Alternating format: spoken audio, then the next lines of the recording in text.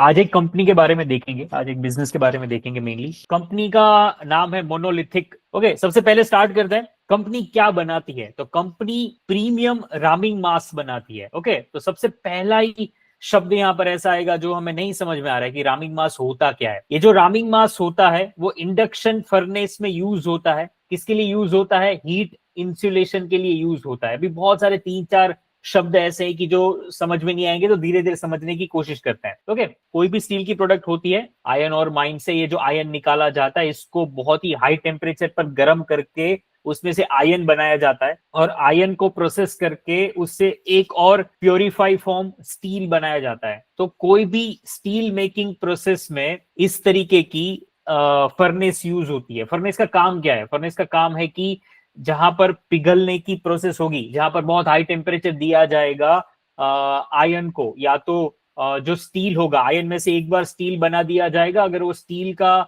जो सामान है, जो भी कोई भी स्टील के सरिये हो, स्टील के शीट हो, वो जब कुछ साल पुराने हो जाते हैं तब उसको एक तरीके से रद्दी में चले दिया जाता है, और वही रद्दी से ये सामान को उठा के उसमें से रिसाइकलिंग करके उसको पिघाल के उसमें से नई स्टील की प्रोडक्ट बनाई जाती है, और उसको कहते हैं सेकेंडरी स्टील। सबसे पहले शुरुआत करते हैं कि ये इंडक्शन फर्नेस क्या होता है, फर्नेस के अंदर क्या होता है। ओके, और फर्नेस के अंदर ये रामिंग मास क्या होता है। तो मैं सबसे पहले आपको बताऊं, रामिंग मास जो है एक तरीके का पाउडर होता है।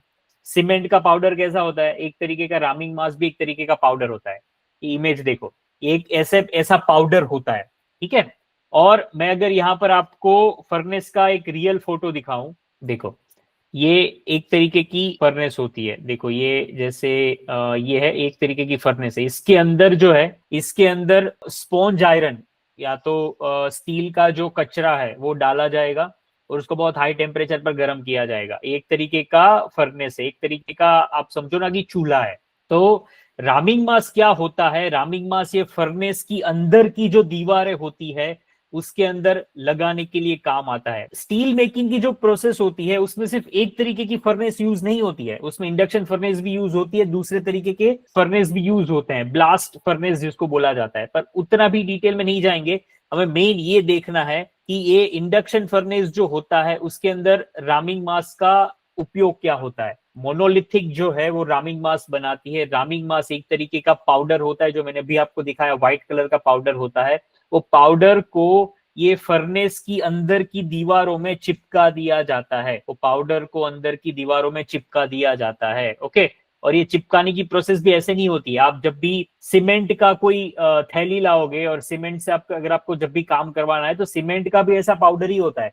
पर वो पाउडर में आप पानी मिलाते हो। आप जैसे ही पानी मिलाओगे तो उससे पहले क्या होगा कि सीमेंट का जो पाउडर है वो थोड़ा गाढ़ा लिक्विड फॉर्म में आ जाएगा, और उसको फिर कोई भी सरफेस पे एक बार अप्लाई कर देंगे, लगा देंगे, और कुछ घंटे रखेंगे तो वो फिर मजबूती बना लेगा अपना। रेमिंग मास में पानी डालने की जरूरत नहीं होती, या तो डालना होता है तो बहुत हल्की मात्रा में पानी डालना होता है। ये क्या होता है, एक तरीके का पाउडर है। कोई भी फर्नेस के अंदर इसको सिर्फ लगा दिया जाता है, और जैसे फर्नेस गर्म होती है तो ये पाउडर अपने आप ये फर्नेस के साथ चिपक जाता है प्रॉपरली।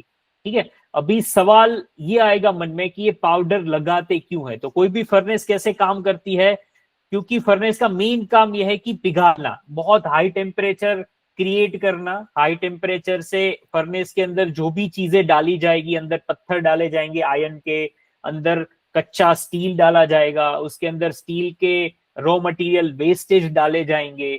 तो वो सब चीज को वो बहुत हाई टेम्परेचर 1500 डिग्री 1600 डिग्री तक ले जाएगा और उसको पिघाल देगा। ओके, तो हमें दो चीजें चाहिए। पहली चीज क्या चाहिए? पहले तो हमें एक ऐसी चीज चाहिए कि इसको गर्म कैसे करेंगे, ये जो भी हमने ये बनाया हुआ है स्ट्रक्चर, उसको गर्म कैसे करेंगे।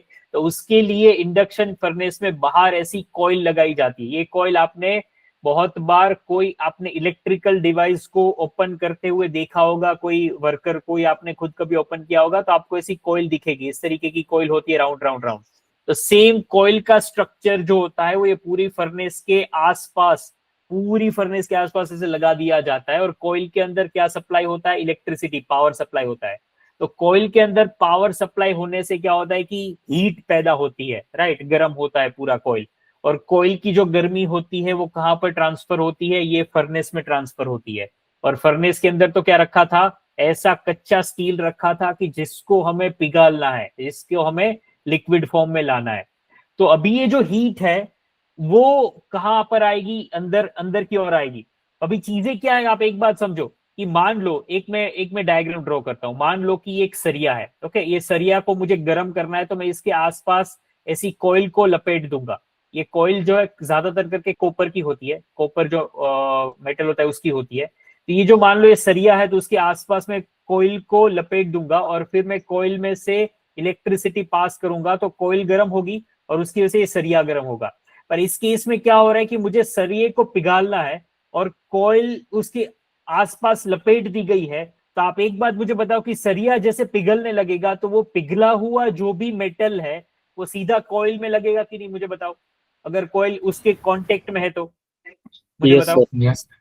ठीक है, तो कॉइल उसके कांटेक्ट में, तो जो भी अंदर की मेटल होगी जो पिघलेगी वो सीधा कॉइल के संपर्क में आ जाएगी और कॉइल अपना काम इफेक्टिव करना बंद कर देगी, मतलब इफेक्टिवली काम करना बंद हो जाएगा ना, क्योंकि आप समझो कि कॉइल के ऊपर लिक्विड लिक्विड आ गया तो फिर वो ठीक से काम नहीं कर पाएगी। तो क्या करना पड़ेगा हमें, कॉइल और जो चीज को पिघालना है वो दोनों के बीच में किसी भी तरीके का एक लेयर चाहिए। एक ऐसा लेयर चाहिए कि वो लेयर की मदद से गर्मी जो है वो अंदर पहुंच जाए, पर अंदर जो मेटल पिघलेगा, अंदर जो आयरन स्टील पिघलेगा, वो पिघलने के बाद जो पिघला हुआ स्टील है वो अंदर ही रहे और वो कोयल के संपर्क में ना आए कैसे भी करके। वो हमारा मेन पर्पस है। और ये पर्पस कौन पूरा करता है, रामिंग मास जो है वो ये पर्पस पूरा करता है। रामिंग मास एक तरीके की दीवार बना देता है, बहुत अच्छी परत वाली दीवार बना देता है। और वो दीवार से क्या होता है कि गर्मी अंदर आती है पर अंदर जो पिघला हुआ चीज है ना वो बाहर नहीं जाता। और दूसरी बात, यहाँ पर हम बात करें 1500 डिग्री सेल्सियस की। 1500 डिग्री मतलब आप इमेजिन करके देखो कि कितना होता है। ठीक है, कि जिस टेम्परेचर पे स्टील खुद पिघल जाता है। तो हमें ये जो बीच की दीवार है वो इतनी मजबूत बनानी पड़ेगी कि ये 1500 डिग्री के टेम्परेचर में भी ये दीवार भी पिघल ना जाए। क्योंकि अगर दीवार ही पिघल गई तो वो दीवार में जो भी मटेरियल यूज हुआ है वो पिघल के ये स्टील में मिक्स हो जाएगा, तो हमारा पर्पस सॉल्व नहीं होगा। हमें तो इसके अंदर स्टील जो चाहिए वो मोल्टन फॉर्म में, मतलब पिघले हुए रूप में चाहिए, और वो एकदम प्योर चाहिए, क्योंकि इससे फिर हम आगे की प्रोडक्ट बनाएंगे, हम सरिये बनाएंगे, हम वहां से शीट बनाएंगे और भी बहुत सारी चीजें बनाएंगे। क्योंकि पिघला हुआ स्टील होगा तो उसको जो भी हमें शेप देना होगा वो हम दे पाएंगे। ठीक है, तो ये जो बीच की दीवार है उसके दो काम होने चाहिए। पहले तो वो अपने आप में इतनी मजबूत होनी चाहिए कि वो खुद हाई टेम्परेचर पर पिघले नहीं, और दूसरा चीज की वो बाहर की कॉइल और अंदर के स्टील के बीच में एक लेयर बना के रखे, ताकि दोनों अपना काम अलग अलग तरीके से करते रहे। कॉइल अपना हीटिंग देती रहे और स्टील अपना अंदर पिघलता रहे। ठीक है, तो ये रामिंग मास का बेसिकली काम ये है। एक तरीके की मिट्टी होती है ये, एक तरीके का पाउडर ही होता है, उसको फर्नेस के अंदर के लेयर में लगा दिया जाता है। ठीक है, अभी देखो इमेज से आप फील कर पाओगे, ये है ना जो ये फर्नेस है, देखो ये फर्नेस है और उसके अंदर देखो तीन लोग अंदर उतर कर क्या कर रहे हैं, इसकी लेयरिंग कर रहे हैं। तो यहाँ पर जो व्हाइट व्हाइट कलर दिख रहा है आपको, ये रामिंग मास है। तो ये जो फर्नेस है, ये फर्नेस की अंदर की सतह पर प्रॉपर लेयरिंग करना पड़ता है ये पाउडर का। तो पाउडर का लेयरिंग कहीं पर भी नहीं हुआ ना, तो वहां पर ये जो अंदर स्टील जो डाला है ना वो कॉइल के संपर्क में आ जाएगा और चीजें खराब हो जाएगी। तो पाउडर का लेयरिंग करना पड़ेगा। अभी पाउडर के लेयरिंग करने में भी बहुत एक्सपर्टीज चाहिए। वो लेयरिंग एकदम प्रॉपर होना चाहिए, ऐसा नहीं कि बहुत झाड़ा वाला लेयरिंग कर दिया है, ऐसा नहीं कि बहुत पतला वाला कर दिया है। राइट, और इक्वल लेयरिंग करना पड़ता है। तो ये एक प्रॉपर तरीके का इंजीनियरिंग प्रोसेस है। राइट, पर इस तरीके का फर्नेस होता है। और ये तो बहुत बड़ी साइज है, ऐसे बड़ी बड़ी साइज के भी फर्नेस होते हैं। राइट, ऐसा नहीं कि छोटा सा एक कंटेनर हो, ऐसा नहीं, बड़ी बड़ी साइज के। अभी यहाँ पर देखो ये फर्नेस के अंदर तीन लोग नीचे उतरे तो भी इतनी गहराई दिख रही है हमें, आप समझ रहे हो। तो इतनी बड़ी फर्नेस होती है। आप ये टाटा स्टील हो गए, इतने बड़े बड़े लेवल के जो स्टील प्लांट है, वो जब स्टील का कोई काम करेंगे तो बहुत बड़े लेवल पर होगा, बहुत कई सारे टन में काम होता है वो, तो वहां पर बड़ी बड़ी फर्नेस चाहिए। तो फर्नेस का काम आई होप आप सबको समझ में आ गया होगा। वही मैंने यहाँ पर नीचे लिखा है कि रामिंग मास का क्या काम क्या होता है, कि फर्नेस को कॉइल से बचाना, फर्नेस के कॉइल को बचा के रखना। राइट, मोल्टन स्टील जो होता है पिघला हुआ स्टील, उसको कोयल तक नहीं पहुंचने देना, क्योंकि यहाँ पर 1400 डिग्री 1500 डिग्री तक का टेम्परेचर आता है। रामिंग मास जो होता है उसको एक प्रॉपर तरीके से लगाना पड़ता है, एक स्मूथ तरीके से लगाना पड़ता है, ताकि अंदर जो स्टील बन रहा है पिघल के वो भी एकदम प्रॉपरली बने।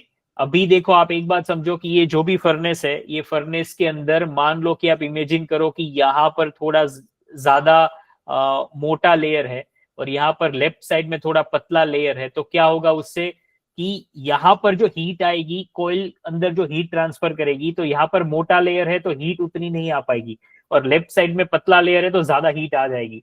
तो जो स्टील पिघलने की जो स्पीड है, उसके लिए जो इलेक्ट्रिसिटी लगती है जो कोयल के अंदर दी जाती है, एफिशिएंसी होती है, जो मतलब ये फर्नेस को कितने घंटे में कितना स्टील पिघालना है, तो वो पूरा प्रोसेस ठीक से नहीं होगा अगर रामिंग मास का एप्लीकेशन, रामिंग मास लगाने की प्रोसेस ठीक से नहीं करी तो।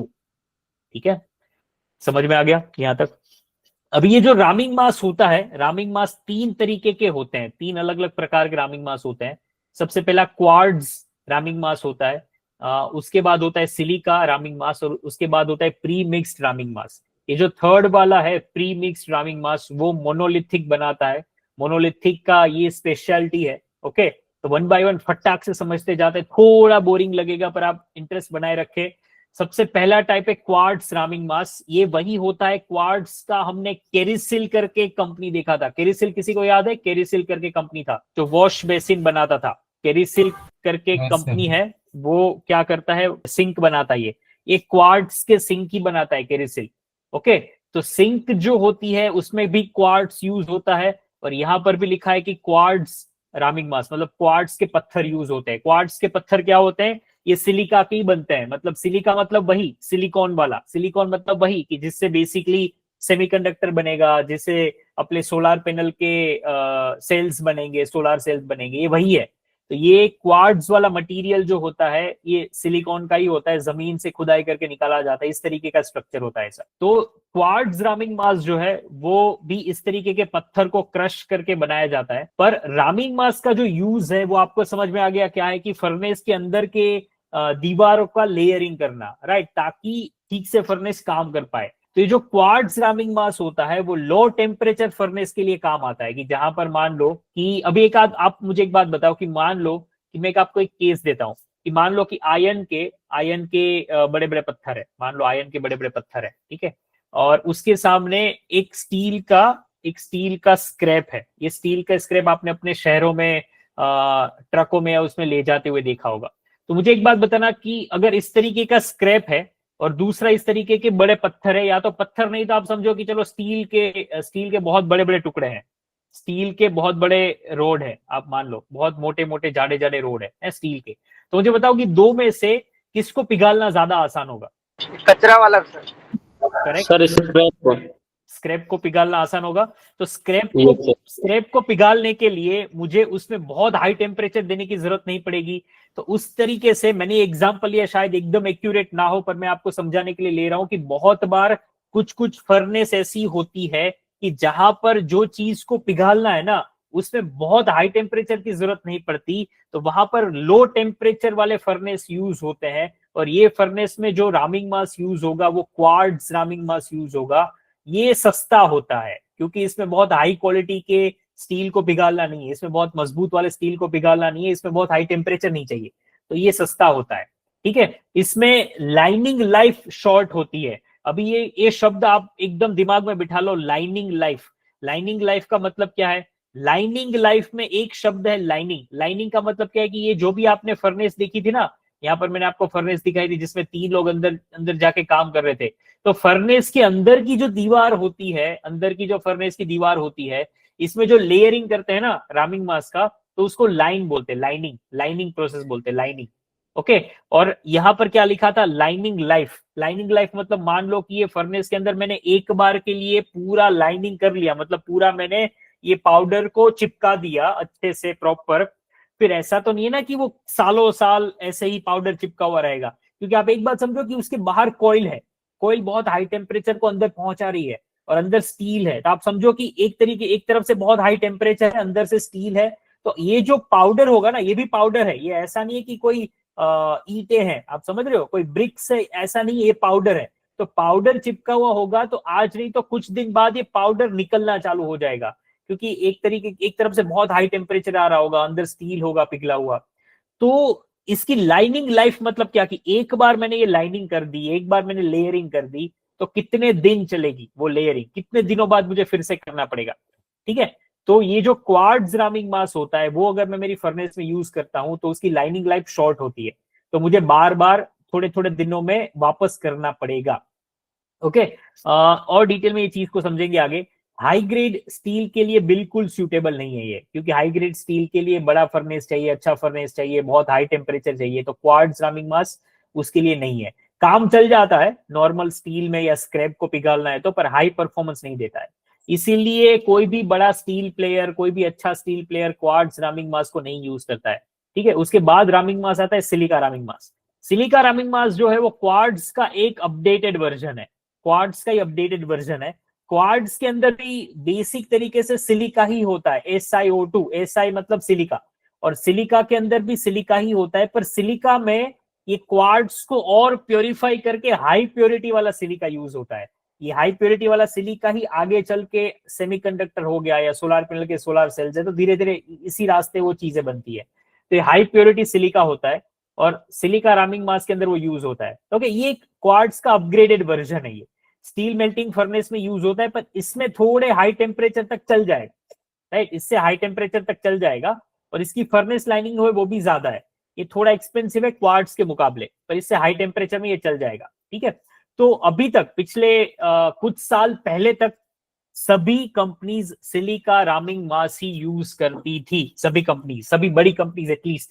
कोई छोटी छोटी कंपनी है, मतलब देखो ये जो फर्नेस होता है ना, ये फर्नेस ऐसा नहीं है कि बड़े लोग ही, बड़े बिजनेस वाले लोग ही कर पाते हैं। मान लो कि मेरा एक कोई धंधा है कि मैं क्या करता हूँ कि स्टील के ऐसे स्क्रैप को कोई बाहर के देशों से लेके आ जाता हूँ, या तो मैं कोई भंगार वाले से लेके आ जाता हूँ, और उसको पिघाल के मैं अपने ही तरीके से स्टील की छोटी छोटी चीजें बनाता हूँ। मान लो मैं बर्तन बना रहा हूँ, राइट, तो आपको अपने शहरों में भी, अपने आसपास इंडस्ट्रियल एरिया में भी स्टील की स्क्रैप से पिघाल के उसमें से छोटे छोटे पार्ट्स बनाने वाले बहुत सारे बिजनेस मिल जाएंगे। तो उसके बिजनेस के अंदर, उसके फैक्ट्री के अंदर भी ऐसी फर्नेस की जरूरत होती है, राइट। तो वो जो छोटे बिजनेस वाले लोग हैं ना, हो सकता है कि वो क्वार्ट्ज रामिंग मास यूज करें, क्योंकि उनको बहुत हाई टेम्परेचर नहीं चाहिए और उनके पास शायद उतनी अफोर्डेबिलिटी नहीं है ना, तो वो क्वार्ट्ज रामिंग मास यूज करे। पर जितने भी बड़े प्लेयर्स हैं वो आज तक, पिछले कुछ साल पहले तक एटलीस्ट, सिलिका रामिंग मास यूज करते आ रहे थे। ठीक है, उसके बाद थर्ड टाइप जो है रामिंग मास का, वो है प्री मिक्स्ड रामिंग मास। अभी यहां पर एक शब्द आएगा प्री मिक्स्ड।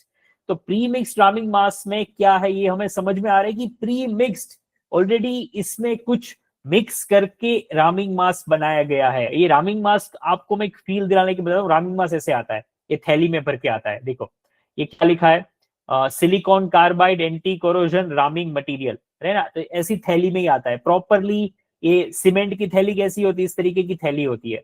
ओके, तो ये थैली में रामिंग मास जो आता है, तो ये अब तक जो क्वार्ट्ज रामिंग मास था या सिलिका रामिंग मास था, वो जब कोई फैक्ट्री वाले खरीदते थे तो उसको सीधा यही रामिंग मास को लगाने के काम नहीं आता था। मतलब ये रामिंग मास की थैली खोली और ये जो पाउडर है उसको यहाँ पर लगा दिया ये फर्नेस के अंदर, ऐसे चीजें नहीं होती है। ठीक है, क्या करना पड़ता है, उसके अंदर कुछ चीजों को मिक्स करना पड़ता है, उसके अंदर कुछ चीजों को मिक्स करना पड़ता है, ताकि वो प्रॉपर तरीके से ये फर्नेस की अंदर की जो अंदरूनी दीवारें होती है ना, यहाँ पर प्रॉपर तरीके से चिपके। इसलिए कुछ चीजें इसके अंदर मिक्स करी जाती है, उसको एडिटिव बोलते हैं। एडिटिव, एडिटिव मतलब कुछ ऐड करना उसके अंदर। तो प्री मिक्स रामिंग मास में क्या हुआ कि वो पहले से ही ऐड करके सेल करने लगे। पहले के जो रामिंग मास होते थे उसमें वो आपको जो ऐड करना है उसके अंदर, वो चीजें अलग से खरीदनी पड़ती थी, और आपको अपनी फैक्ट्री के अंदर रामिंग मास को ये फर्नेस के अंदर लगाने से पहले ये चीजें मिक्स करनी पड़ती थी। मिक्स करने के बाद आप लगा सकते थे। प्री मिक्स्ड रामिंग मास ने क्या एक रिवॉल्यूशन लाया कि उसने पहले से ही वो चीजों को मिक्स करके ही रामिंग मास बनाना चालू किया, ताकि ये थैली खोलो, थैली खोलने के बाद सीधा आप अप्लाई करने लगो, तो आपका काम आसान हो जाएगा। आपको अननेसेसरी दूसरी चीजें किसी और बंदे से मंगाओ और फिर मिक्स करो, और मिक्सिंग में फिर इंजीनियर को ये भी ध्यान रखना पड़ेगा कि कौन सा चीज कितना डालना है, तो ये सब कॉम्प्लेक्स थोड़ा ज्यादा हो जाता था। तो इसके चलते प्री मिक्स्ड रामिंग मास का यूज बढ़ने लगा। ओके, यहाँ पर क्लियरली मैंने लिखा है, देखो सिलिका क्वार्ट्ज पाउडर के साथ प्री मिक्स्ड बाइंडर्स, बाइंडर्स मतलब बाइंड करना, मतलब एक दूसरे के साथ जोड़ना, मतलब ये फर्नेस की जो दीवारें होती है उसके साथ ये रामिंग का पाउडर जो है वो एकदम चिपक जाना चाहिए। तो वो चिपकाने के लिए उसके अंदर बाइंडर्स के केमिकल्स या और भी चीजें डाली जाती है। तो ये बाइंडर्स और भी मिनरल्स ऐड करने पड़ते हैं, तो वो ऐड करके ही जो डायरेक्टली मिलता है वो प्री मिक्स रामिंग मास होता है। ठीक है, ये रेडी टू यूज होता है, रेडी टू यूज। ठीक है, ओके। अभी देखो, तो मैंने यही प्रॉपर सवाल जो मेरे दिमाग में आ रहे थे वही मैंने एआई को पूछे और आपके सामने यहाँ पर लाया हूं मैं। तो क्या फर्स्ट और सेकंड टाइप के ramming mass ready to use नहीं होते? ये फर्स्ट और सेकंड रेडी टू यूज नहीं है क्या? तो इसका जवाब यही एआई ने दिया था कि फर्स्ट और सेकंड वाला जो रामिंग मास है वहां पर कस्टमर को, ये रहा, कस्टमर को खुद कुछ मिक्स करना पड़ता है। इसमें बाइंडर्स नहीं होते, तो बाइंडर्स डालने पड़ते हैं। अगर मैं सिलिका लाऊं या क्वार्ट्ज लाऊं तो उसमें मुझे बाइंडर्स डालने पड़ेंगे और उसके बाद फिर ये बनेगा, रामिंग मास का फाइनल पाउडर बनेगा। ठीक है, तो मेरा काम प्री मिक्स्ड रामिंग मास ने बहुत ही आसान कर दिया। पहले क्या दिक्कत होती थी कि ओवर बाइंडर हो जाता था, कि मान लो कि रामिंग मास के सिलिका वाले पाउडर में मैंने मान लो कुछ और एडिटिव ऐड किया और वो ज्यादा ऐड हो गया। अगर ज्यादा ऐड हो गया, ओवर बाइंडिंग हो गया, ओवर बाइंडिंग हो गया तो लाइनिंग ठीक से बैठेगी नहीं, मतलब बहुत ज्यादा अनइवन हो गया तो क्रैक्स आ जाएगी। मतलब में जो फर्नेस होती है, फर्नेस की अंदर की दीवारों पे अगर मैं कुछ लगाता हूं तो यहाँ पर क्रैक्स आ जाएगी। अगर क्रैक्स आ गई तो उसका काम ठीक से नहीं कर पाएगा। तो वो ओवर बाइंडिंग हो जाता था, सेम अंडर बाइंडिंग भी हो जाता था। काफी बार जितना चीजें बाहर से डालनी चाहिए उतनी डालते नहीं थे और लाइनिंग वीक रह जाती थी। वीक होने की वजह से क्या होता था कि ये फर्नेस खराब हो जाती थी, मतलब कोयल तक मोल्टन स्टील पहुंच जाता था और चीजें खराब हो जाती थी। तो जो परफॉर्मेंस होता था स्टील का, जो क्वालिटी होता था अंदर जो पिघला हुआ स्टील है वो क्वालिटी एकदम खराब हो जाती थी। इसीलिए प्रॉपर इक्वल परफॉर्मेंस रहे और कोई भी तरीके का दिक्कत ना हो ऐड करने में ऊपर से एडिटिव, इसके लिए प्री मिक्स्ड चीजें मोनोलिथिक जैसी कंपनी ने बनाई। मोनोलिथिक भी आई थिंक इसकी फर्स्ट कंपनी नहीं है, इसकी फर्स्ट कंपनी टाटा है, थोड़ी देर बाद देखेंगे। पर टाटा की जो भी कंपनी ये बनाती है वो लिस्टेड कंपनी नहीं है। ठीक है, प्री मिक्स्ड रामिंग मास जो होता है वो फुल्ली रेडी टू यूज होता है। इसके अंदर सिलिका का जो पाउडर है उसमें एग्जैक्ट बाइंडर मिक्स किया जाता है और प्रॉपर इसमें आर&डी होता है। राइट, अभी चीजें देखो, अगर मैं, मेरे पास मान लो कि मैं स्टील के सरिये बना रहा हूँ, टीएमटी बार जो आते हैं जो हमारे घर के अंदर लगे होते हैं, मान लो मैं स्टील के सरिये बना रहा हूँ। ओके, स्टील के सरिये बनाने के लिए मेरी फैक्ट्री में एक फर्नेस है। अभी वो फर्नेस में मुझे पता है कि मुझे जिस तरीके की सरिये की मजबूती चाहिए उसके लिए मुझे मान लो स्पेसिफिक 1000 डिग्री का टेम्परेचर चाहिए। एक एग्जांपल दे रहा हूं, फॉर एग्जांपल 1000 डिग्री का टेम्परेचर चाहिए। ओके, तो मैं मोनोलिथिक जैसी कंपनी को बोलूंगा कि भाई मेरी ये रिक्वायरमेंट है, तो मुझे उस तरीके से आप कस्टमाइज्ड रामिंग मास बना के दो। ऐसा नहीं कि यहां पर आके मुझे उसमें एक्सपेरिमेंट करने पड़े। तो मोनोलिथिक जैसी कंपनी क्या करेगी कि कस्टमाइज्ड रामिंग मास का पाउडर बना के देगी। तो आर&डी बेस्ड चीजें होती है प्री मिक्स्ड रामिंग मास में। ओके, ये फुल्ली प्रिपेयर्ड होता है, डायरेक्ट फर्नेस के अंदर डालना ही होता है इसमें। तो ये प्रॉपर चीजें होती है, एवरी बैच की क्वालिटी सेम होती है। मान लो कि मैंने एक बार मेरी ये फर्नेस से जो भी स्टील के सरिये बनाए वापस 10 दिन बाद बनाऊंगा तो एवरी टाइम स्टील जो अंदर पिघला हुआ स्टील होगा उसकी क्वालिटी सेम ही होगी, उसमें किसी भी तरीके का दिक्कत नहीं होगा। राइट, उसकी थिकनेस समझ लो, उसका अंदर की चीजें सब सेम होगी। तो उसके लिए प्री मिक्स्ड रामिंग मास बहुत ही अच्छा होता है। इसमें कोई, इसके बेनिफिट क्या है कि कोई मिक्सिंग एरर नहीं होती, फास्ट इंस्टॉलेशन हो जाता है। क्योंकि उसमें क्या हुआ करता था पहले वाले में कि मान लो कि ये थैली तो आ गई, ये रामिंग मास की थैली तो आ गई, पर ये थैली को सीधा मैं लगा नहीं पाऊंगा, इसके अंदर मुझे और चीजें डालनी पड़ेगी।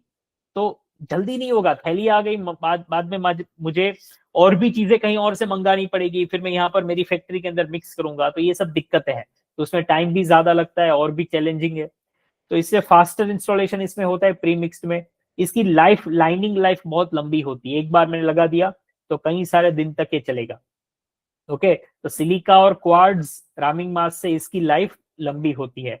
फिर लोअर पावर कंजम्पशन, इसके अंदर पावर कंजम्पशन कम लगेगा, मतलब कॉइल के अंदर बाहर जो फर्नेस के बाहर जो कॉइल है वो कॉइल के अंदर जो भी इलेक्ट्रिसिटी पास होती है वो इलेक्ट्रिसिटी जितना पावर चाहिए वो कम कंज्यूम होगा, सिलिका और उसमें ज्यादा कंज्यूम होगा, ठीक है। और स्मूथ मेल्टिंग होगी, मतलब इक्वल तरीके से स्मूथ मेल्टिंग होगी, अंदर जो भी मैंने कचरा डाला है, स्क्रैप जो भी डाला है, उसकी स्मूथ मेल्टिंग होगी, ठीक है। तो यहां तक किसी को डाउट है? ये यहां तक मुझे बताइए, क्लियर हुआ कि नहीं? Clear sir. क्लियर। ओके, अभी देखो, मोनोलिथिक जो है, मोनोलिथिक 6 तरीके के प्रोडक्ट बनाती है रामिंग मासी, 6 अलग अलग तरीके के प्रोडक्ट बनाती है, ओके। अभी डिपेंड करता है कि भाई ये रामिंग मास कौन सी स्टील फैक्ट्री में जा रहा है, वो स्टील फैक्ट्री में क्या बन रहा है, उसके ऊपर आपको किस तरीके का रामिंग मास लगाना पड़ेगा, वो सब सॉल्यूशन कंपनी के पास है। 6 अलग अलग तरीके के प्रोडक्ट है कंपनी के पास, ठीक है। ये देखो, ये सभी प्रोडक्ट डिफरेंट फर्नेस के size, different temperature, different steel grade और डिफरेंट मेल्टिंग स्पीड के हिसाब से कस्टमाइज्ड फॉर्मूला है ये सब, ओके। और ये सब रेडीमेड मोनोलिथिक बना के देगी। अभी चीजें क्या है, देखो, फर्नेस की लाइनिंग लाइफ, लाइनिंग लाइफ क्या होती है मुझे बताओ, फटाक से समझ में आ गया? Yes sir. लाइनिंग लाइफ समझ में आ गया? मुझे कोई बताओ, एक्सप्लेन करो शॉर्ट में क्या होता है लाइनिंग लाइफ। कोई ट्राई करो, लाइनिंग लाइफ क्या होता है बताओ मुझे। सर जो फर्नेस के दीवारों पे लगाया जाता है रामिंग मास, उसकी लाइफ ज्यादा दिनों तक चले। ओके, बेसिकली फर्नेस के अंदर की दीवारों पे जब रामिंग मास लगा दिया जाता है तो वो कितने दिन चलता है उसको लाइनिंग लाइफ बोलते हैं, राइट। अभी लाइनिंग लाइफ लंबी होगी तो ज्यादा दिन तक चलेगा, लाइनिंग लाइफ अगर छोटी होगी तो थोड़े ही दिनों बाद ये जो पाउडर है ना, जो फर्नेस के अंदर हमने लगाया है, ये खत्म हो जाएगा और हमें नया पाउडर लगाना पड़ेगा, ये पाउडर निकल जाएगा सब और हमें नया रामिंग मास का पाउडर लगाना पड़ेगा। तो लाइनिंग लाइफ जो है, अगर मैं नॉर्मल क्वार्ट्ज और सिलिका रामिंग मास लगाता हूं तो 40 से 40 टू 70 मेल्टिंग साइकिल, मतलब मान लो कि मैंने एक साइकिल चालू करी और एक बार पूरी ये फर्नेस के अंदर मैंने भर दिया, ये स्क्रैप भर दिया, ये स्टील का स्क्रैप मैंने ये फर्नेस के अंदर भर दिया और मैंने अंदर क्या लगाया था, मैंने ये नॉर्मल रामिंग मास लगाया था, प्री मिक्स नहीं, नॉर्मल रामिंग मास लगाया था। तो 40 से 17, 40 टू 70 साइकिल्स होंगे, मतलब मैं 40 बार कर पाऊंगा। उसके बाद मुझे वापस से वो लेयरिंग करनी पड़ेगी, वापस से पाउडर लगाना पड़ेगा। तो करीबन 7 से 15 दिनों तक वो चलेगा, उसके बाद मुझे वापस लगाना पड़ेगा। तो हर बार क्या होगा कि मान लो मैंने एक बार लगाया, ये एक बार मैंने ये लगा दिया और मान लो कि 15 दिन के बाद ये सब पाउडर निकल गया और मुझे दोबारा जब लगाने की जरूरत पड़ी तो मुझे क्या होगा कि तब तक के लिए मेरा फर्नेस का काम बंद हो जाएगा। मेरा फर्नेस मुझे पूरा खाली करना पड़ेगा, उसको पहले क्लीन करना पड़ेगा और क्लीन करने के बाद फिर मुझे क्या करना पड़ेगा कि दोबारा ये लाइनिंग करनी पड़ेगी। तो उतने टाइम तक क्या होगा कि मेरा स्टील मेकिंग का प्रोसेस, ये मेल्टिंग करने वाला काम बंद हो जाएगा, ओके। तो एवरी 7 से 15 दिन पे मुझे एक बार ये काम करना पड़ेगा। पर प्री मिक्स्ड रामिंग मास में क्या होता है कि इसकी साइकिल बहुत बड़ी है, यहाँ पर 40 से 17 थी, यहाँ पर 150 से 250 साइकिल्स है, कुछ कुछ केस में 300 से भी ज्यादा साइकिल्स होती है, मतलब ये करीबन 20 से 35 दिन और कभी कभार 45 दिन तक निकलता नहीं है। तो जो काम पहले में 7 से 15 दिनों में एवरी 7 डेज या एवरी 15 डेज करना पड़ता था, ये बीच में से कोई भी नंबर हो सकता है, 7, 8, 9, 10, कोई भी नंबर, तो मुझे एवरी कुछ कुछ दिनों पे करना पड़ता था। अभी वो टाइम ज्यादा बढ़ गया, अभी मुझे हो सकता है एक एक महीने में करना पड़ रहा है। तो मेरा मेरा जब फर्नेस से मैंने चालू कर दिया एक बार, तो मुझे एक महीने तक उसको दोबारा खाली नहीं करना पड़ेगा, मैं दोबारा उसके अंदर स्क्रैप डालता रहूंगा, स्क्रैप डालता रहूंगा और वो हमेशा मुझे काम देता रहेगा एक महीने तक। तो प्री मिक्स रामिंग मास में मेरा ये टाइम बहुत बच जाता है, तो ये बिगेस्ट एडवांटेज है। लाइनिंग लाइफ बहुत ज्यादा होती है, पावर सेविंग होता है और फर्नेस डाउन टाइम कम होता है। डाउन टाइम मतलब कि जितने टाइम फर्नेस बंद रहती है, काम नहीं करती, क्यों काम नहीं करती, क्योंकि ये लाइनिंग खत्म हो गई होगी, लेयरिंग खत्म हो जाएगी, पाउडर नीचे गिर जाएगा। तो पाउडर खत्म हो जाएगा तो दोबारा ये पाउडर लगाना पड़ेगा अंदर की सरफेस पे, तब उसको डाउन टाइम बोलते हैं, डाउन टाइम। इसमें डाउन टाइम कम होता है, ठीक है। अगर प्राइसिंग की बात करें, प्राइसेस की बात करें, तो रामिंग मास जो है पहले वाला नॉर्मल क्वार्ट्ज या सिलिका, वो पर किलो 6 से 10 रुपए का आता है और प्री मिक्स्ड है वो 10 से 18 रुपए का आता है, मतलब महंगा है। प्री मिक्स रामिंग मास महंगा है, ओके। तो मैंने सवाल पूछा था एआई को कि मुझे ये बताओ कि प्री मिक्स्ड वाले की लाइनिंग लाइफ ज्यादा तो है, प्री मिक्स वाले की लाइनिंग लाइफ ज्यादा है ना, प्री मिक्स वाले की लाइनिंग लाइफ कितनी है? 20 से 35 दिन, 20 टू 35 डेज है ना। पर लाइनिंग लाइफ तो ज्यादा है, पर उसके प्राइजेस भी तो ज्यादा है। अभी मुझे तो सवाल ये आएगा ना कि भाई लाइनिंग की, ये प्रीमिक्स की लाइफ 20 से 35 दिन है और उसके भाव भी तो 10 से 18 रुपए है पर किलो। उससे अच्छा तो मैं सस्ती खरीद लेता हूँ 6 रुपए से 10 रुपए वाली। भले मैं ये जो कम टाइम है तो मैं थोड़े थोड़े दिनों में लगाता रहूंगा। ऐसा सवाल एक होना हो सकता है, राइट।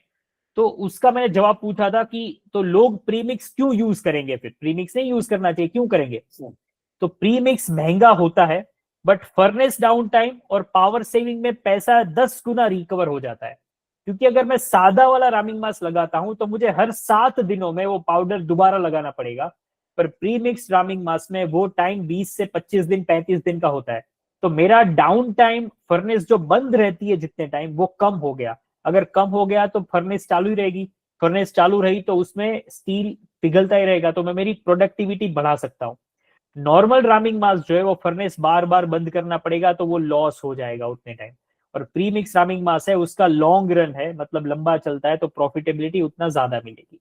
दूसरी बात कि एक इंडक्शन फर्नेस की लाइनिंग को रिप्लेस करने में 6 से 10 घंटे का टाइम लगता है। मतलब आप एक बात समझो कि हर 7 दिन में 8वें दिन अगर मुझे लाइनिंग को रिप्लेस करना है और उसमें 6 से 10 घंटे का टाइम लगता है, मतलब आप समझो कि अगर 8 से 10 घंटे की एक शिफ्ट होती है, एक वर्कर की शिफ्ट होती है 8 से 10 घंटे की, मान लो, तो भी आप एक बात समझो कि पूरा दिन तो उसमें ही चला गया नई लाइनिंग लगाने में।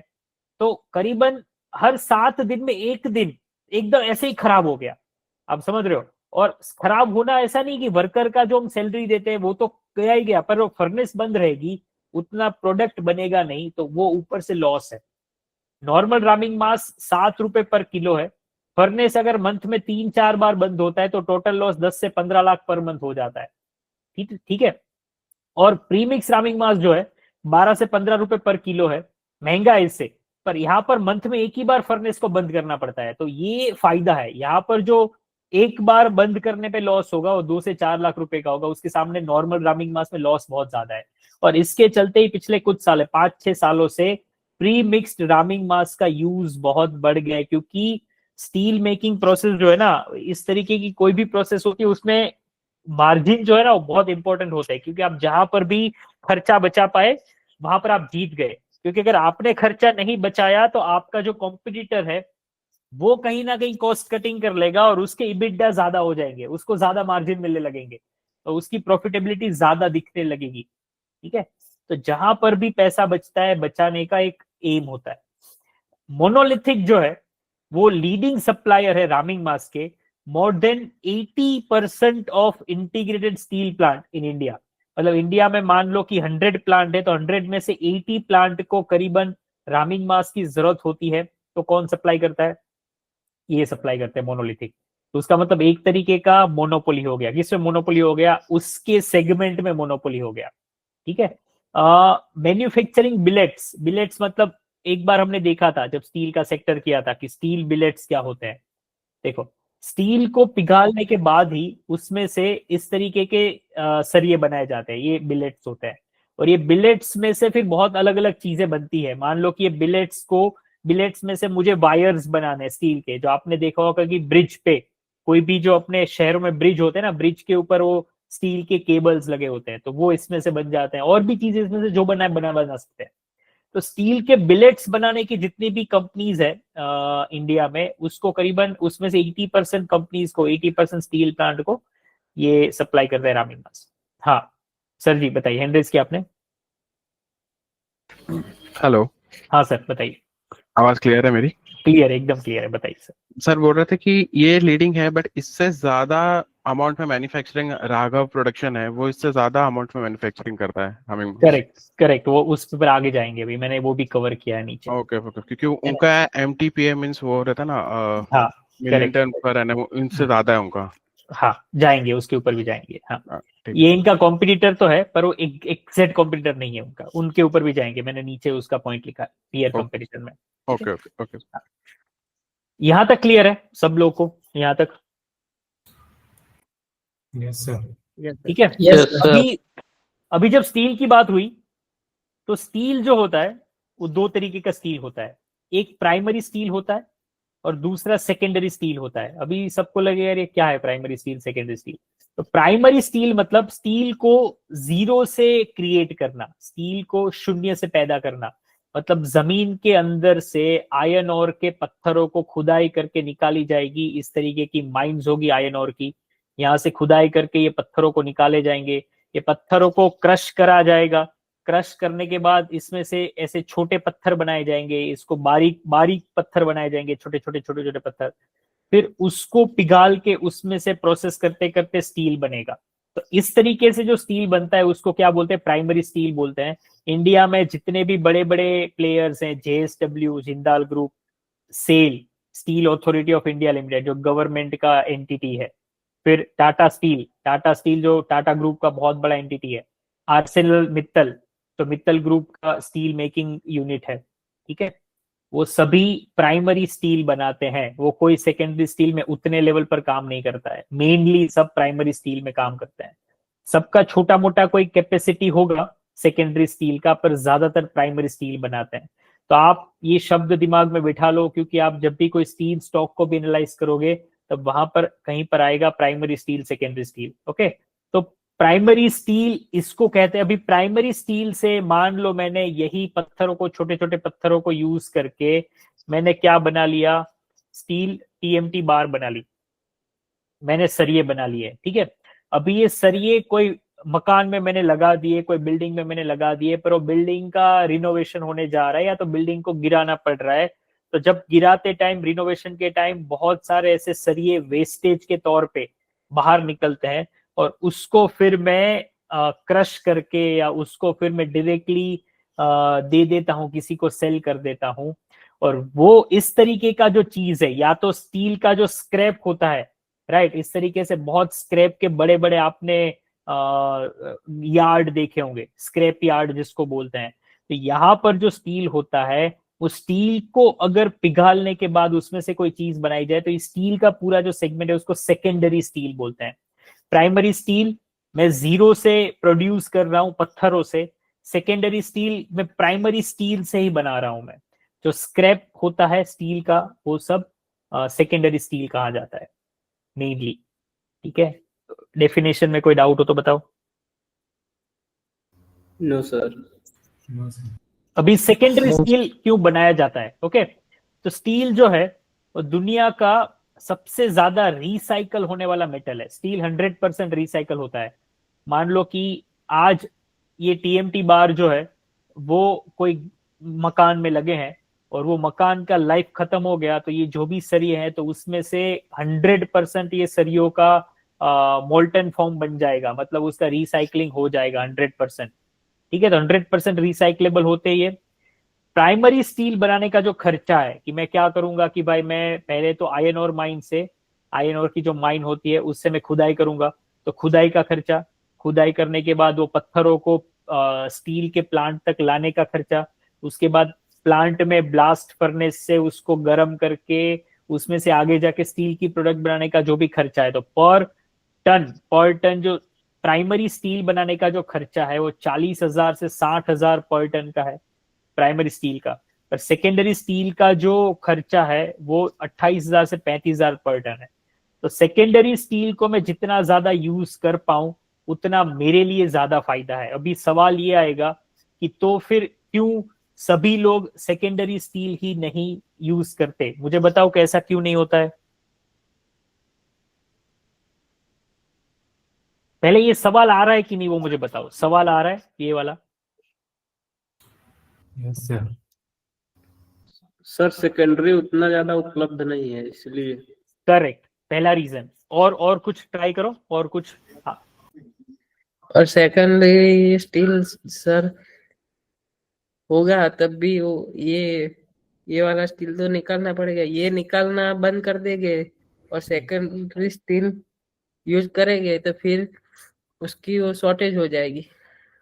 देखो सर प्लांट में कुछ फर्क पड़ता होगा। करेक्ट, यस, ये जवाब चाहिए था मुझे।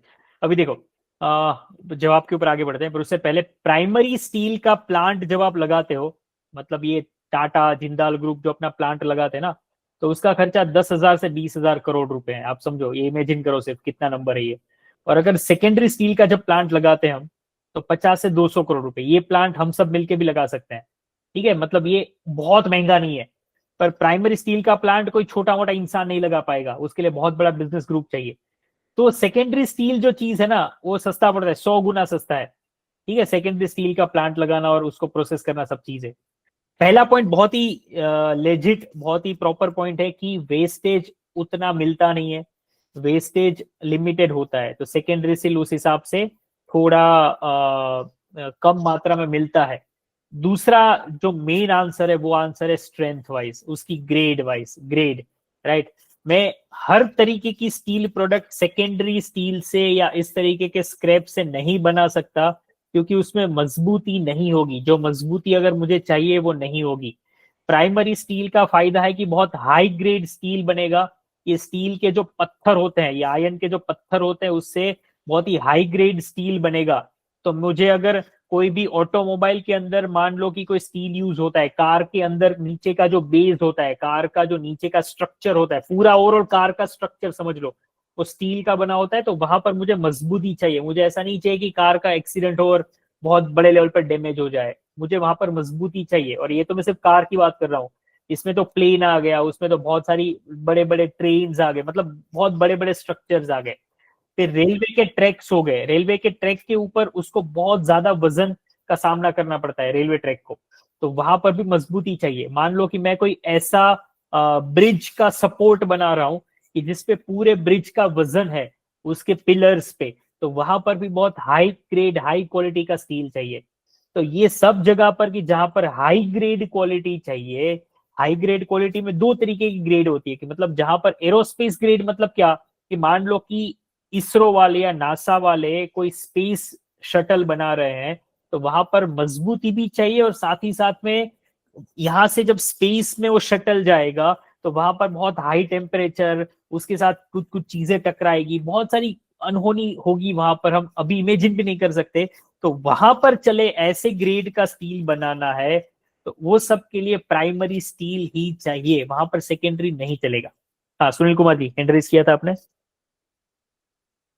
यस सर, वही मजबूत स्ट्रक्चर के लिए सर प्राइमरी स्टील ही ज्यादा जरूरी होता है। करेक्ट, ठीक है। अभी वहां यूज नहीं हो हाँ, पाएगा क्योंकि वो कमजोर होता है।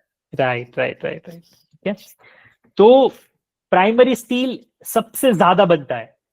अभी जितना स्टील पूरी दुनिया में या इंडिया की बात करें तो 62% स्टील जो है, स्टील की प्रोडक्ट आप ले लो और वो स्टील की प्रोडक्ट को आप सवाल पूछो कि भाई तू किससे बना है, तू प्राइमरी है या तू सेकेंडरी है, तो आपको 62% ऑफ द टाइम ये जवाब मिलेगा कि भाई मैं प्राइमरी स्टील से बनाऊं। और 38% प्रोडक्ट जो है इंडिया के अंदर वो सेकेंडरी स्टील वाली है। तो ये नंबर कम नहीं है, 38% कम नहीं है। पर यहाँ पर एक कॉमन क्वेश्चन ये भी है कि सेकेंडरी स्टील के लिए स्टील के स्क्रैप तो ही मिलेंगे तो प्राइमरी स्टील बहुत मात्रा में बनेगा और यूज होगा। आप समझ रहे हो, अगर स्टील के स्क्रैप चाहिए तो मुझे कहीं ना कहीं प्राइमरी स्टील जहां जहां भी यूज हुआ है उसको मुझे क्रश करना पड़ेगा और उससे सेकेंडरी स्टील बनाना पड़ेगा, ये सब चीज करनी पड़ेगी। तो इस तरीके से मार्केट सेगमेंटेड है अपने आप। प्राइमरी स्टील बड़े बड़े प्लेयर्स बड़ी बड़ी एप्लीकेशन के लिए, बड़े बड़े यूसेज के लिए प्राइमरी स्टील बनाते रहेंगे। और प्राइमरी स्टील से ये जो स्क्रैप निकलेगा वो स्क्रैप को खरीद के छोटे छोटे बिजनेस हैं वो जो 200 से 50 से 200 करोड़ का फर्नेस लगा सकते हैं, वो सेकेंडरी स्टील को खरीदेंगे, स्क्रैप को खरीदेंगे और उससे फिर प्रोडक्ट बनाएंगे। अभी सवाल ये आएगा कि अच्छा तो सेकेंडरी स्टील से क्या बनता होगा। ओके, तो इंडिया का जो मेजर डिमांड है ना, इंडिया का मेजर डिमांड स्टील के अंदर, मेजर डिमांड ना वॉल्यूम वाइज जो मेजर डिमांड है और वो टीएमटी बार्स में है जो घर के अंदर के सरिये होते हैं, एंगल्स होते हैं जो घर के अंदर, चैनल्स होती है, फ्लैट्स होते हैं, मतलब फ्लैट सरफेस स्टील के, उसके यूज बहुत हैवी यूज नहीं, मतलब ये स्टील की फ्लैट सरफेस बना ली तो उसके ऊपर ऐसा नहीं कि मुझे ट्रेन पास करानी है, राइट, उसके ऊपर बहुत बड़ा वजन नहीं डालना है। या तो कोई स्ट्रक्चर स्टील होता है, स्ट्रक्चर स्टील, ओके, कि जहां पर हमने कोई फैक्ट्री के अंदर एक स्ट्रक्चर देखे होंगे कि जिसके ऊपर बहुत बड़ा लोड नहीं होगा पर एक लेवल का लोड होगा भी।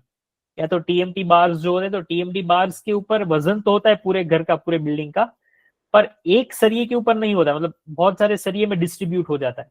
तो इस तरीके की जो चीजें होती है ये सब स्क्रैप से बन सकता है।